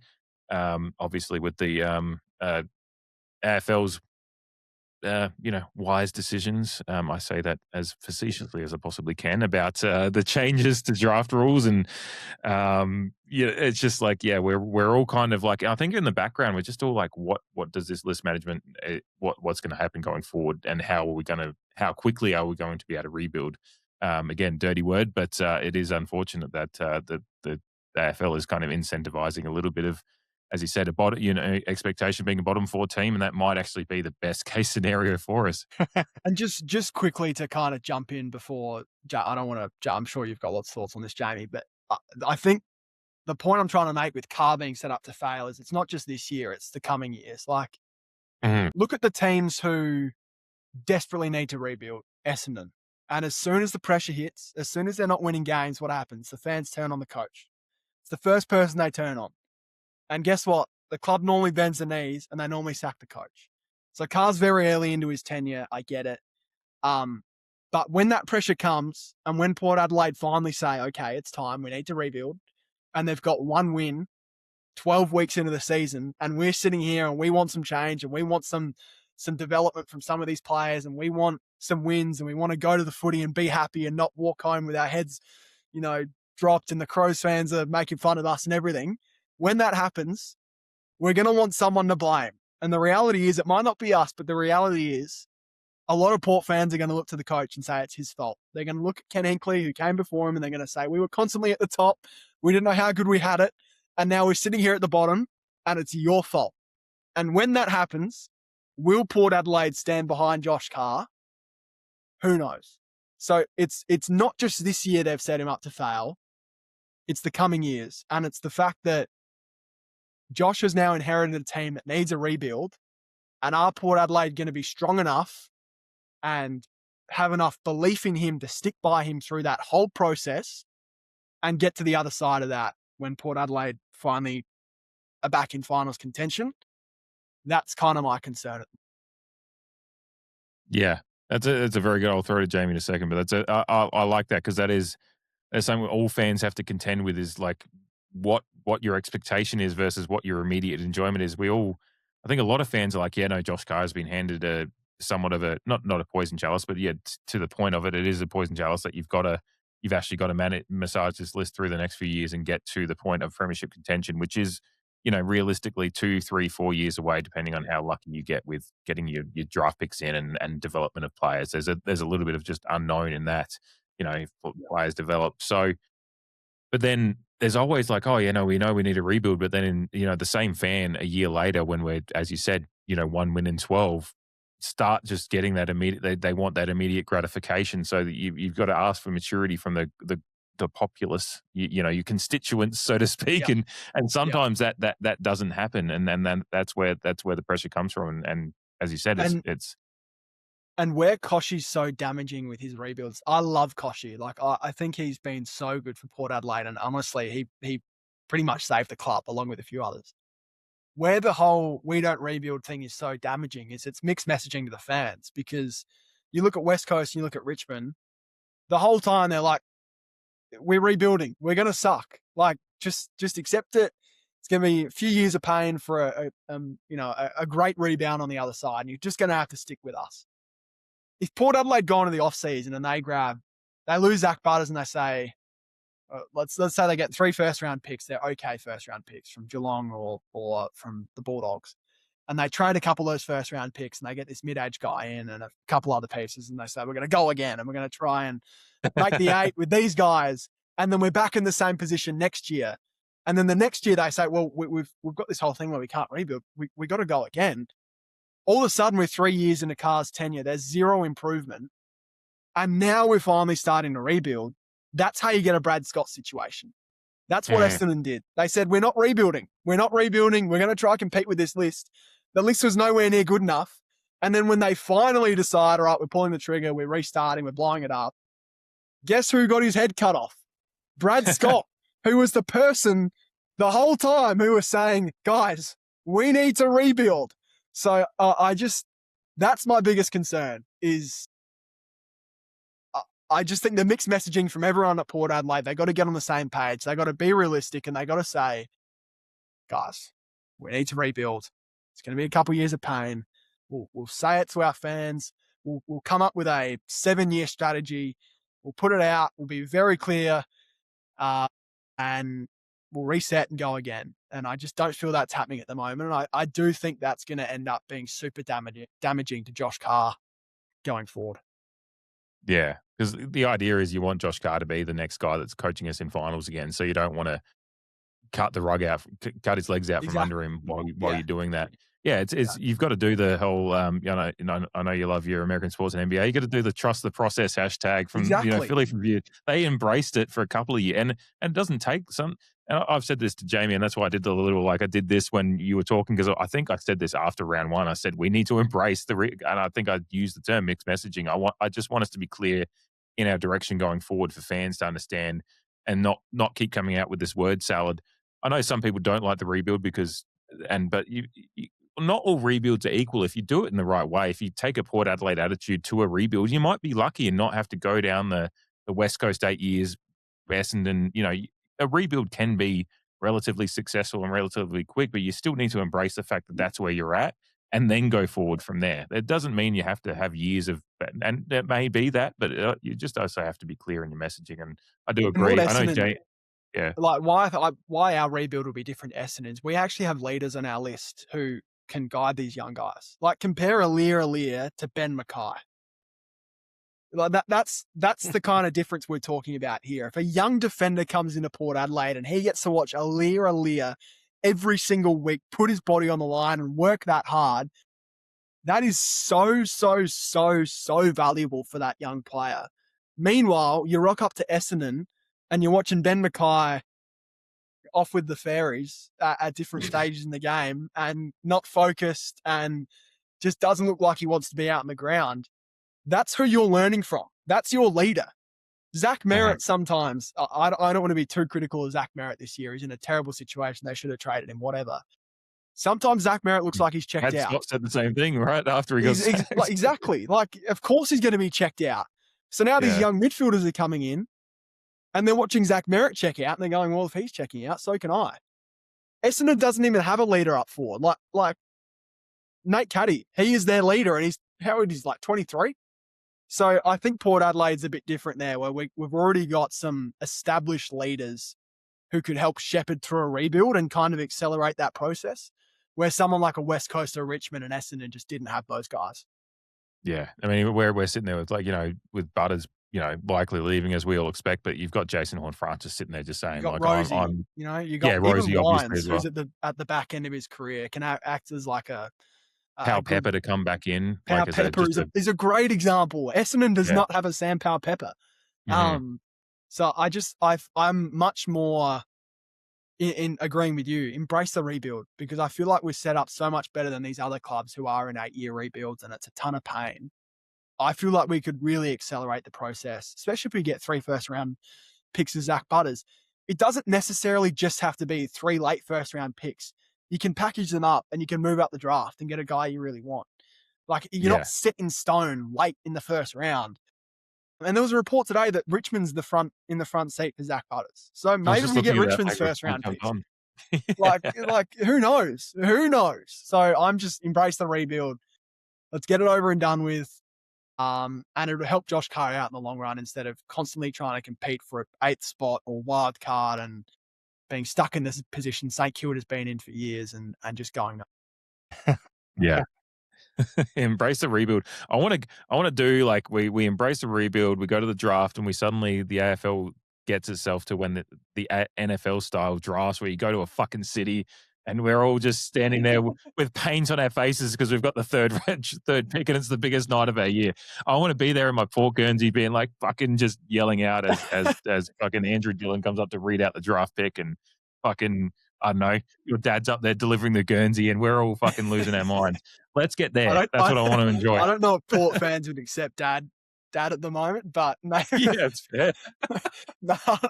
Maybe Robbie Gray or someone like that. Yeah. No, and Robbie's draft history is pretty good, to be fair, as far as his involvement in our draft picks. So, Jamie, we've kind of gone off on it. Like, I know you've had your thoughts on the rebuilds as well. Like, I just made a cup of tea. Yeah, just ducked out for a second. I cut you off about 7 times, so apologies for that. I just have a lot of thoughts on this, and I have no one to talk to about it. So. Yeah, definitely in Melbourne. Yeah. And to think that came off the back of things we've liked and disliked so far. We're talking about the future. So where do I start? Yeah. Do you like rebuilds? Yeah, I think we've spoken a few times about the semantics that comes along with messaging and whatnot. I think Josh Carr has said on a few occasions, like, we know where we're at. And he's even said that him and Koshi are on the same page, and, competing for finals is a minimum and all of that, which is also part of some form of messaging. I think it's easy to take it specifically or looking into it too much. Because, I mean, Kari said, like, give me a team for 18-year-olds and I'll still want to play finals. So in some ways, I think we have one of the youngest lists, or we've been naming some of the youngest teams round by round this season.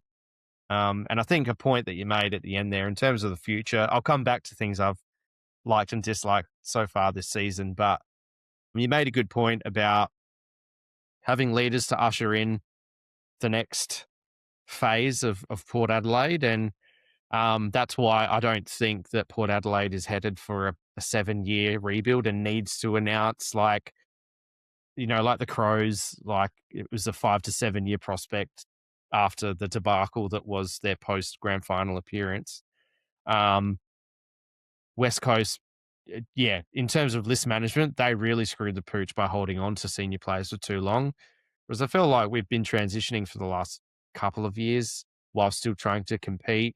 But I agree, on every line, we have an experienced talisman. Maybe Todd Marshall, now that he's back forward, isn't necessarily a talisman that can usher in, but he's a senior leader. But then, as well as that, in every line, we have at least one promising young player, whether it be, Jason Horne-Francis, like you mentioned before, or Christian Moraes, Joe Berry up forward. I actually think Logan Evans has been flying under the radar a little bit. Maybe that's because last year was such a big drop-off from his debut season. But I think he's worked himself into some form of consistency, and he's only 20. So I think if we consistently add, I think we've all been just hanging out for this 2-year period in terms of drafting to get them in, that it feels like we're in a holding pattern. And I'm not as, I'm not in a doomsday frame of mind about where we're headed. I think we can turn it around quicker than some other clubs for some of the reasons that you ended on there, Ed, in the fact that we have that transitional piece with or without Zach Butters, with or without Mitch Georgiadis. I think if I was to bet now, I think we still keep one of the two. Obviously, we're a chance to lose both, but we're also a chance to keep both. You mentioned Richmond being a front runner for Zach. I saw a tweet today from a Port Adelaide fan who's quite prominent on Twitter, and he mentioned that every day there's a new front runner. So do the journalists actually really know? Like, we're all assuming that he'll go, and if you had a gun pointed to your head, that he'll go, but it's not done until it's done. And we keep the faith, as my old man used to say a lot, until we know. And, just from a personal point of view, I just like to deal with the facts. And I think the thing that shows promise is that we have something that we can hold our heads high about, and that's what we do without the footy from a statistical point of view. Like if Josh Cut, like you're talking about Essendon and Brad Scott, they just had nothing going for them.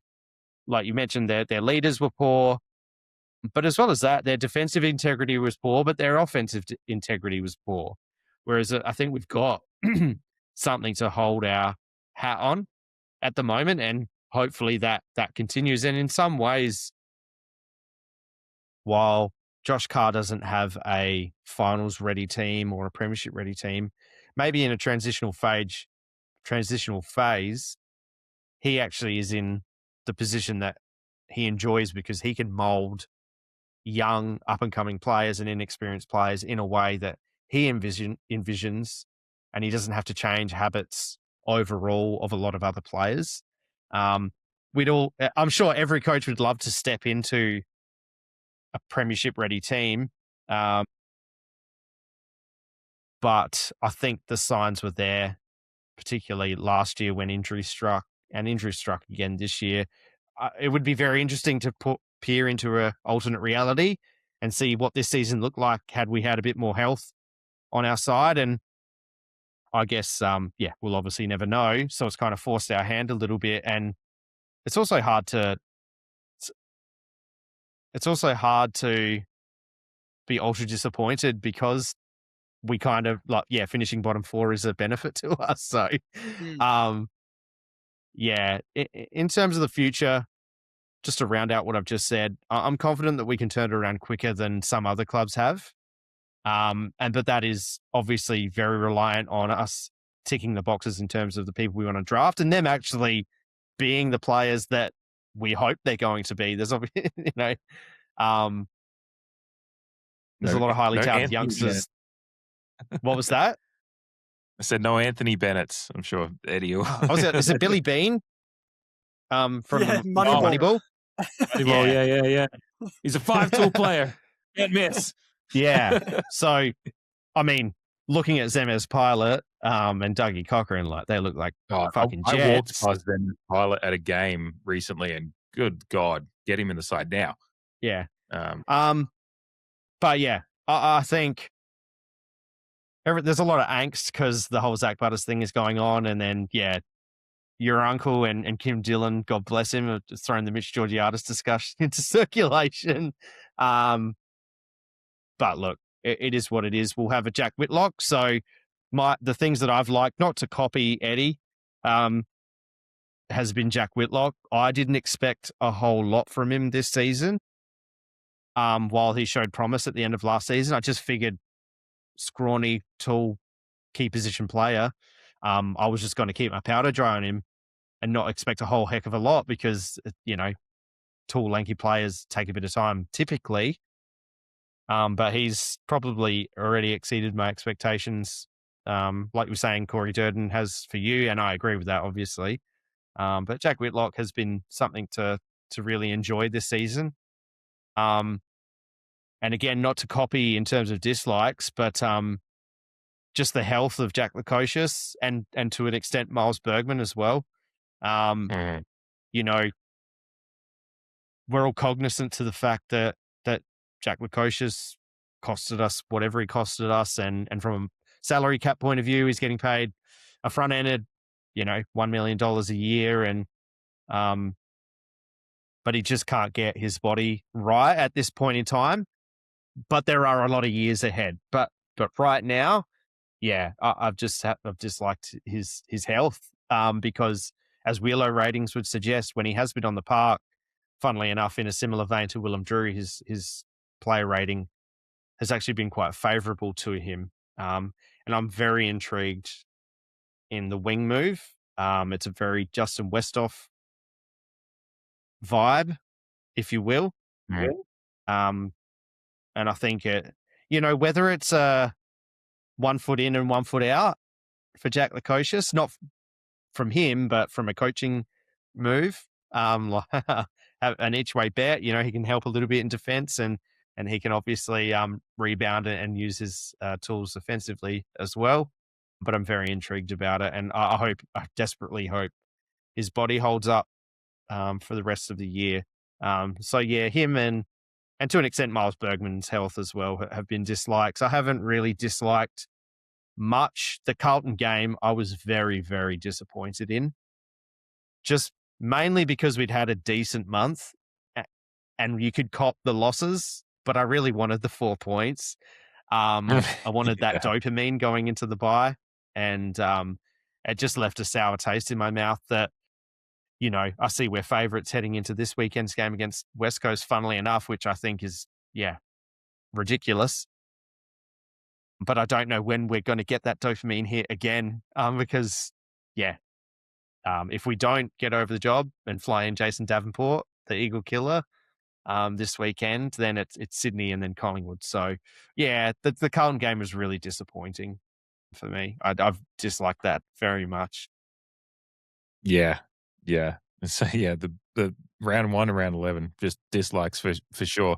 I like what you said about Lukosius, and I think Lukosius, just as a point on him before I get to kind of the closeout points, um, there's been a lot of talk about him, what he wanted to do when he came to Port Adelaide. I think his injury history in the last 18 months has dictated that he needs to actually just kind of submit to what the team needs and let himself build a run of form and run a form and actually consistency in the side, and then he can start talking about where he wants to play and whatever. But like at the moment, this is a team in need of guys and talent in certain spots, and Lukosius has been in and out, and he has to kind of just be a bit of a team player because Todd Marshall's going forward, and Georgia and Whitlock's, to your point about likes, he's kind of taken over a spot down there at this point. So there's a spot. Lukosius, Force his talents Lukosius need out.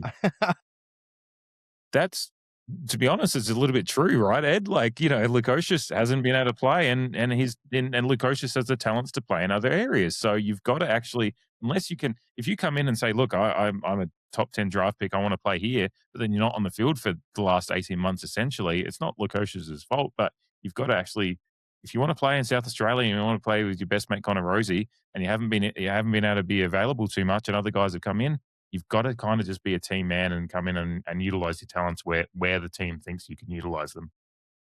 Lukosius is probably one of my least favorite Port players in $1 million a year. All you've done is be a disappointment since you showed up. Play where the team needs you and shut your mouth. Honestly, that is disgraceful that there's even a conversation about what Jack Lukosius wants. Who cares what he wants? He's on $1 million a year. Do what Carr wants. And I'm not getting my hopes up about him on the wing at all. Hardwick tried it at Gold Coast and it didn't work. I'm starting to see why Dimmer wanted to get rid of this guy, to be honest with you. Like with how he's acted since he showed up. No one cares you want to play forward, mate. You barely kick any goals when you do, and you're never in the side. So just do what you're told and try and actually live up to the expectations you have with this contract you're on. So Lukosius given up on, to be honest with you, and any sort of positive addition he is to the team when he comes back in will be a big win for me, but I don't see it with him on the wing. And I honestly think his position is half back, but he's so, for whatever reason, he must have trauma from being at Gold Coast when he played that position. So opposed to it. I struggle to get around him at the moment. So we'll see what happens, but I don't have high hopes. If I can just jump in there, I think if Todd Marshall's downfall was his lack of defensive accountability and a lot of criticism of Lukosius, whether it's warranted or not, is his softer edge or his appearance to have a softer edge, are we just not getting the same result? They both can use the ball well. They both can mark a football. But do they both have...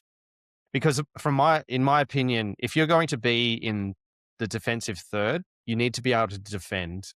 No matter how good you can use the ball, you need to defend.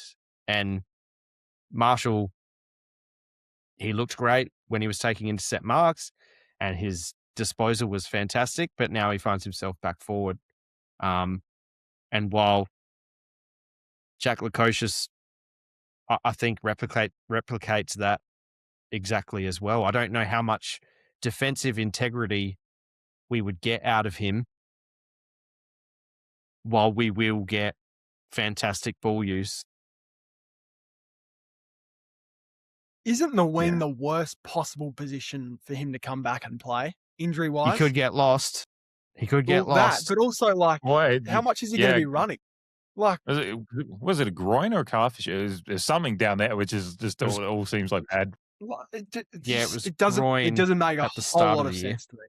Yeah, but I know he's been doing. I guess he's coming back into the Sandful this weekend anyway, isn't he? So it's going to be, and I think Carr has said managed minutes, so I think they're going to try him out. Though, I look around the league and some people get. I don't know.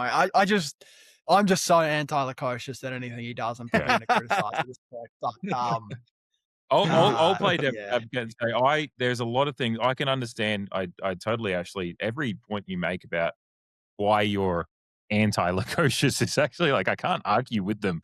It's just I see, and I think you'd probably agree too. You see the when he does certain things, you can see there's a player there. It's just like he's one. I can't remember who I was having a conversation with about when the penny drops for a player, and it's just like it's not something you can even quantify. It's just when a player at the penny drop. I'm not sure if the penny's dropped for Lukosius quite yet, and maybe it has while he's been injured. I'd love that to be the case, but I just think he's a player he's got he's got the skill, he's got the talent, he's got the body. Just it's the mental side of the mental side of the game is ultimately it's the side of the game that is the most important. But if you've got all the tools, again, to Moneyball reference, it's like the Billy Bean thing was like it was just like it was ultimately the mental side of the game he couldn't handle. Whereas and that's I think Jack Lukosius and look, injuries are something that are mentally affecting to a player, but you've got to go through that and put it on the field when you do. And look, I think Lukosius does have the possibility to be a player, but the penny has to drop a little bit and marry up with the obviously injury luck as well. So I can definitely I will try to defend Lukosius a little bit, but I can also see why I've my season tickets. I think I was sitting there during the game against West Coast, and then there was guys in front of me calling him Jack Atrocious, and I I don't like it when I'm there at the game, but I can also understand why people there's just that there's something about the way he plays that makes people feel that way about him, and he's got to correct that at some point. Like that's something that's in he's got to show us why. Like he's got that mark on him, but and I will defend. I see a player in him, but I can also see why you, Eddie, and the guys in front of me that they in the West Coast game we're saying that about him too. I can see both. It's real Charlottesville areas. Fuck those guys, but I can see both sides. You know what I mean? Like just like it is a real interesting thing with Lukosius. Yeah. Feels a bit. It's a real. It feels a bit. It's a real tangent we've gone down there, but it feels a bit it feels a bit Justin Westhoffy. I think people laconic players tend to garner criticism for their body language over anything. But I thought it was funny. I just looked up. Yeah, once Westhoff flipped off Crows fans, like he was gold for life. So yeah, exactly. But funnily enough, I'm just looking at his season average statistics versus his career average, and for disposals, kicks, marks, and fantasy points, discount that one. He's rated elite for his position. Goals 1.5, which is average. Shots at goal 54.5%, which is average, and 2 tackles. So yeah, four games though is the biggest problem. Yeah, you can do it in 1 or 2 game spurts, because he's bettering some of his career statistics from the sample size that he's given this year. But he's currently on 6 goals from 4 games. So, but that'll obviously change with the positional change and how. I think he kicked 3 of them against Essendon. So like, that's right. You mentioned that before. Yeah. So again, it's just funny. Yeah. Perception and whatnot. I guess we're all just really waiting for an extended body of work that we can really hammer down on in a Port Adelaide sense. What he's done in the past is been and done. Obviously, I think Stuart Dews last year, he had quite a favourable year too. So we've got him for a while, whether you like it or not. We just need him to be out in the park first and foremost. That would help. Yeah. And then, but yeah, to the point, I think it's like now that your body's let you down a little bit, and a few players have come in and taken different spots, you've just got to come in and be willing to do the work in the spot that the coaching staff believe I you agree need to, and you need to put in the work at that point. And from there, like if you want to change your stars, so to speak, to bring up a Knight's Tale reference, you need to. the way you can get to where you want to be is by showing you can do the work in the places that the coaches think you can be at the Get time. up early and do the work. Yeah. Yeah. Yeah. We should close off because we're getting close to 2 hours here. I wasn't expecting to actually get to 2 hours here, but as getting these boys on a podcast, and that's what's going to happen. Second half of the season predictions. I'm going to try to keep this quick, but I'm just going to run through the games quickly. We play West Coast this week. Then it's Sydney, Collingwood, Adelaide, North Melbourne, St Kilda, Freo, Brisbane, GWS, Sydney again, Melbourne, Essendon to close out the year. There's a lot of tough games in there. Ed, to you first. How many wins do you see out of our last half of the season? And is our last half of the season ultimately going to be a bunch of honourable losses that lead us to an easier path to Dougie Cochrane? Question. I am going to say 2 wins, which may end up being really harsh, but looking at it right now, I can't see a ton of wins. Showdowns, obviously, who knows? It's Port Adelaide home game for that one, so maybe we could steal one there, but the Crows just beat Geelong by 1 point, which is really unfortunate. So, fuck, I hadn't seen that. God damn it. They were like 4 goals up at one point. Yeah, they nearly choked. Anyway, maybe they'll be in absolutely elite form when we get to them, and they'll just punch our faces in. They've got to beat West Coast this week, though, if they want to not finish bottom 4. I don't think that's going to happen, though. So, despite the fact they're favoured away from home, I think they lose to West Coast, and that kind of sets us up for a bottom 4 finish. I don't know where we finish in the bottom 4. I'm guessing West Coast probably finish above us, so we're probably third last, above Richmond and Essendon. But yeah, I don't think it's going to be a super fun back half of the year, but we will have Dougie to look forward to, so we can just keep telling ourselves Dougie is coming, and that can kind of help us out as the season wraps up. Yeah. Well, if we finish bottom 2 and Walker goes pick 1, then we could potentially get a free first round draft. Who does Essendon hate more? Is it Carlton or Adelaide? Because right? they can. Well, I guess they could bid on both. Could they bid on both? They probably could, to be honest. And then if they bid on both, because they get pushed back from one, they just take the next one. Is that what you're saying? Like, Do they? Because there's the new rule where if you bid on someone, I think it's in the top 6, and you don't get them, you get a back end of the first round pick. If they bid on 2 people and don't get them both, they get 2 first round picks. Nah, I think they only get 1, but who fucking knows with the AFL? Yeah. So yeah, I guess yeah. Maybe they'll just stitch us up anyway and bid on them both and say fuck you all. But, yeah, I don't know. Or maybe Carlton will finish top 8. They'll have a miracle end of the year and they won't be able to get Cody Walker. So who knows? You know what's going to be? I mean, what's a fun wrinkle? Just as a side note to that, I mean that last round we play Essendon in round 24 at Marvel Stadium. Do we just like? Is there a sudden bunch of like end of season surgeries that happen after you play Melbourne? Definitely. It's gonna be like the end of Starship Troopers when like Johnny Rico's just like these are a bunch of kids here. It's just we're gonna be playing all the kids and losing to Essendon to get like the top 2 pick. Jesus. Jamie, how are your expectations for the back end of the year? Are you any more hopeful, or are you just doing it for Dougie? I've been doing it for Dougie from a long way back. The second half of the season for me all comes down to whether we can generate score or not. If we play like we have been playing leading into the bye, we'll be fortunate to win 2 or 3 games. We might, steal one and win a couple of others, like that Essendon game, for example. I'm not confident going into this weekend, although I can't believe that we're favourites considering that West Coast have been playing pretty okay football and it's their home game. Who knows where North Melbourne will be at come round 17. Revenge game against St Kilda. They could be pretty hapless. Who knows where the Giants will be? They seem to have turned a corner though. So even though that's a home game,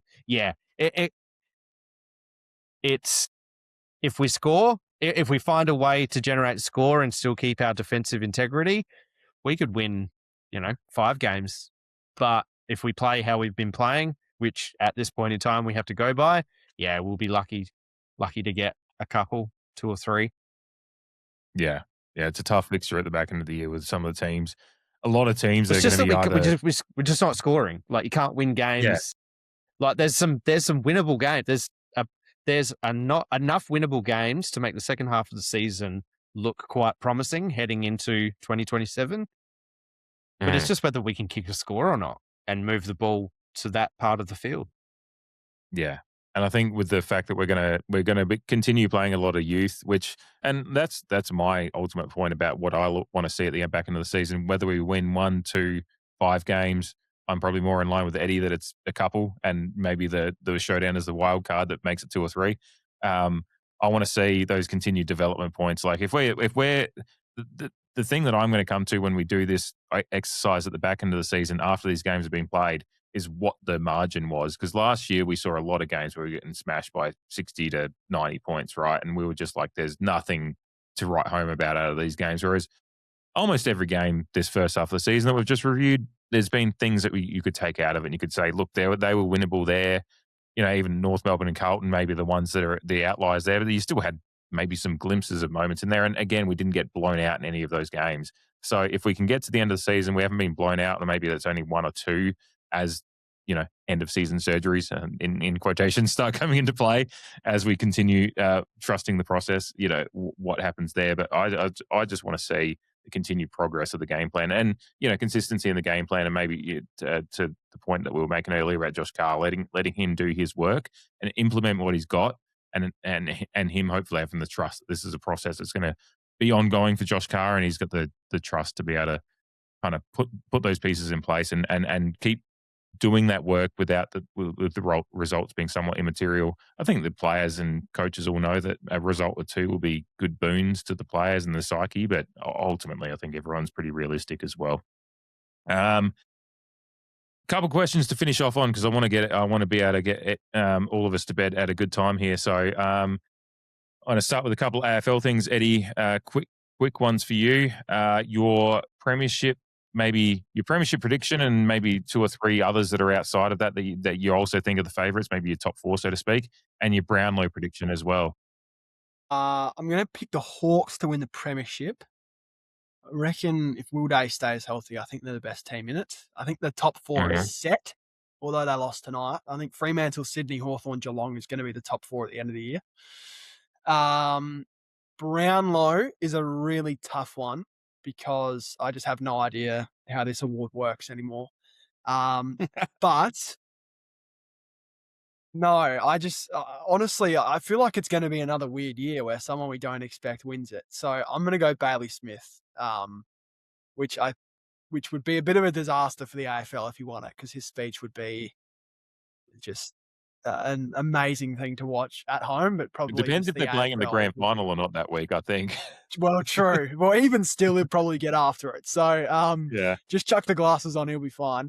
So Andrew Dillon will be there sweating, but I think Bailey Smith wins it. And yeah, so I think the top 4 set, Bailey Smith wins the Brownlow, but reality is I don't really care about the Brownlow, and I have no idea who's going to win it. So we'll just go with Baz because it'd be funny. Yeah, I'm a big fan of coach the coaches player, the coaches award as a more realistic view of what the game is seeing. I agree. The Brownlow has got a lot of prestige, but it's been a weird award to be a fan of as the years go on. And going outside of that, obviously a big US sports fan. Are you looking forward to the city of New York actually ceasing to exist in maybe a week's time at this point? How are you feeling about the NBA finals right now? New York, after today, it's going to cease to exist, but I still think it's going to be, they burn the city down because they lose in 7. I think it's going to be good series. The greatest example of the curse of the Knicks we've ever seen. They're going to get so close and just lose. So that sounds horrible, but that's actually what I think is going to happen. I think their hopes are going to get super high. I reckon they're going to get blown out in game 2, win game 3, and then I don't know if the Spurs come back from 3-1 or something crazy happens along the way. But I just think Wemby is such a all-time talent and just a ridiculous competitor. It doesn't actually compute in my mind that he'll lose the finals. So that sounds really stupid. But I just can't imagine Wemby walking off the court losing. So I think the Spurs win. Today was weird. Like the Knicks had 2.5 weeks off. Wemby looked tired. I think they'll be fine in game 2. And then when we get to New York, anything can happen. So I think Spurs win in 7. But it's going to be an amazing final series. And either way, like this is the first finals in a long time where I just don't care who wins. Like either way, it's amazing for basketball. It's great for the NBA. And basketball's it was a terrible home and away season or a regular season because of the tanking and the load management and all of that. And they're trying their best to get that under control. We've got some crazy new things happening next year. But I think the playoffs have been super, super, super fun. The finals are going to tie it off in a nice bow, I reckon. It's going to be great. Yeah, no, I absolutely agree. I like your idea about like Wemby, just if he's on the court, like, and that's what my fear is. Like, I'm a Blazers fan, but I grew up like enjoying the Knicks as well. Of one of the books in the background here was a Blood in the Garden book about '90s Knicks. Like that was my era that I got into NBA, and I want to see them win. But yeah, Wemby is just such a unicorn of a player that if he's fit for every game, then it's just like you find it hard to figure out a way that the Knicks can beat a fit Wemby for the 4 games required to win the title. Yeah. 3 games at this point. It's like Jordan where like you kind of everyone talks about everyone needs to be punched in the mouth at some point. And that happened to Jordan against the Pistons. And then he kind of like he was crying on the team bus, and then the next year he took over the league and never looked back. It kind of feels like that was the Olympics for Wemby, where he got France to the very brink and they should have beaten Team USA. But Steph makes that ridiculous shot, and it would have been one of the biggest upsets in the history of sport if France had beaten Team USA. They got so close. Wemby just loses. It feels like that was his Detroit Pistons moment. And it's time to take over the league stage with Wemby, which is so early because he's 22 years old. Yeah. But Future dominance. Does feel like we're at that point, literally. Like, so I just can't imagine him losing, which sounds stupid, and there's no analysis behind it. There's no reasoning. It's just Wemby is a winner, and I can't see him losing from now on. Yeah. Eye test is a part of it. Like we all do. We love analytics and we love stats and all that stuff, but it sometimes just comes down to marrying that up with what you see. And Wemby obviously puts up the stats, but then you just see him and it's just like, this guy is a fucking alien and is incredible. One more quick one. Aaron Donald, is he coming out of retirement? Imagine Aaron Donald at the MCG. I don't think I think he's coming back. It won't be for the beginning of the year, though. I reckon it's going to be like playoff run type thing.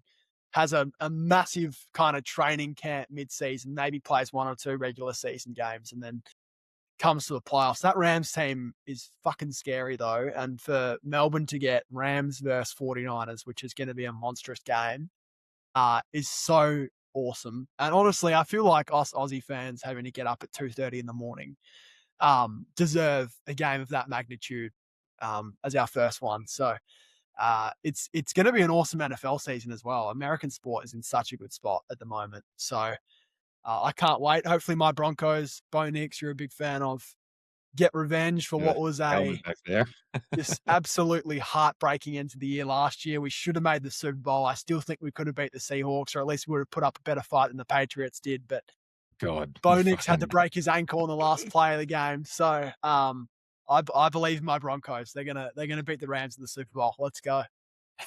Yeah, good. Love that. I wasn't even asking for a prediction, but he's got it right there. I don't care. I'm going to tell you anyway.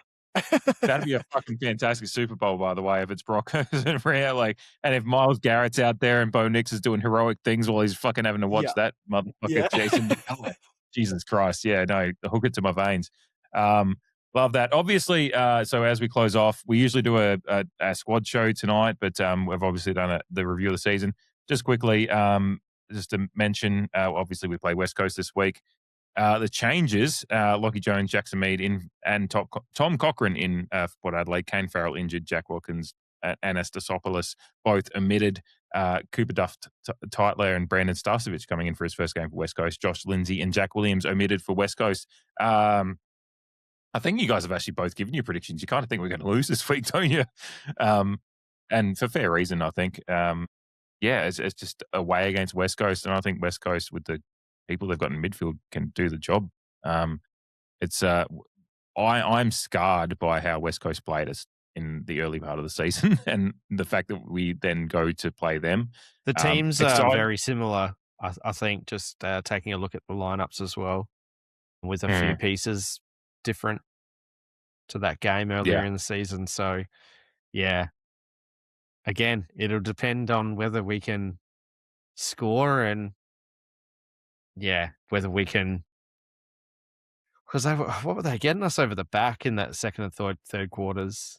At Adelaide Oval, and our poor skills in those middle quarters as well, just turning the ball over and putting ourselves under pressure. Plus, we got hammered at clearance.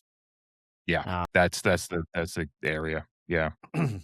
I think Horn Francis is fitter this time around than he was back then. But by factor as well. Yeah. No, it's going to be an interesting one. Won't go too much more into it. Obviously, we'll get back to the regular programming next week. But I am very excited to see Tom Cochrane play. That's going to be fun to see. So, but as we close off, a massive, massive thank you to Eddie Cornes, a friend of the pod, and of course, our most regular guest at this point. And we really, really appreciate your insights. I love that you come in here with a lot to talk about and a lot of stuff to give us. And obviously, clearly, we went on some tangents that I wasn't expecting, but that's why for the listener, I send Eddie a very brief kind of guideline of what we're going to talk about, but I always tell him we're just going to leave it open to discussion because that's what we love about doing this. And massive appreciation to you, Eddie. Thank you for coming on. Thank you for having me. Living in Melbourne, I have no one to talk Port Adelaide with, so that's why I have so much stuff. It's just a 2-hour experience where I just get to vent my frustrations and talk about what I'm loving. So apologies to any Port fans if I waffled on for too long, and apologies to you too as well if you're having to sit there and listen to me talk about nothing. No need to apologize. It's been an up and down year, but it's always good to talk about Port Adelaide with you guys. So thank you for having me. Yeah, no, thank you for coming on, Eddie, and we look forward to. We'll get back to this point at the end of the season and talk about how it's wrapped up and how we're looking going forward, which I'm kind of just teasing that I'm going to be asking Eddie to come on for that one as well, and assuming he'll stay. Yes. Thank you, mate. No, I love your work. And of course, always a thank you to Jamie. As I always say, the talent of the podcast, appreciate your time as always, mate. Thank you. Thanks for having me. No, happy to be here as always. Riding shotgun. Always happy to chat footy and chat Port with Eddie. Just before we go though, Ed, if you wanted to plug what you're up to these days, you've got a lot on your plate. Just tell the listeners and viewers where they can find more of your stuff.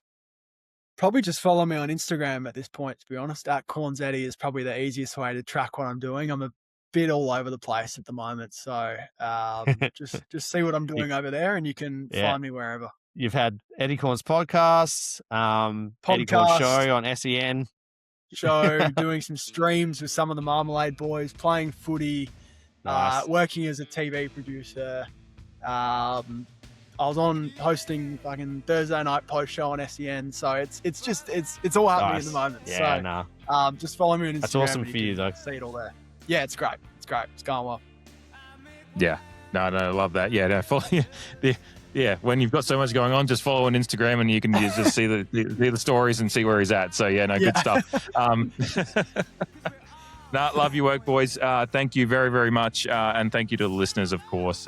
Give us the likes, subscribes, all the social media information. I'm not going to go into the deep diatribe of it right now. All I'm going to say is Khan the fucking pair.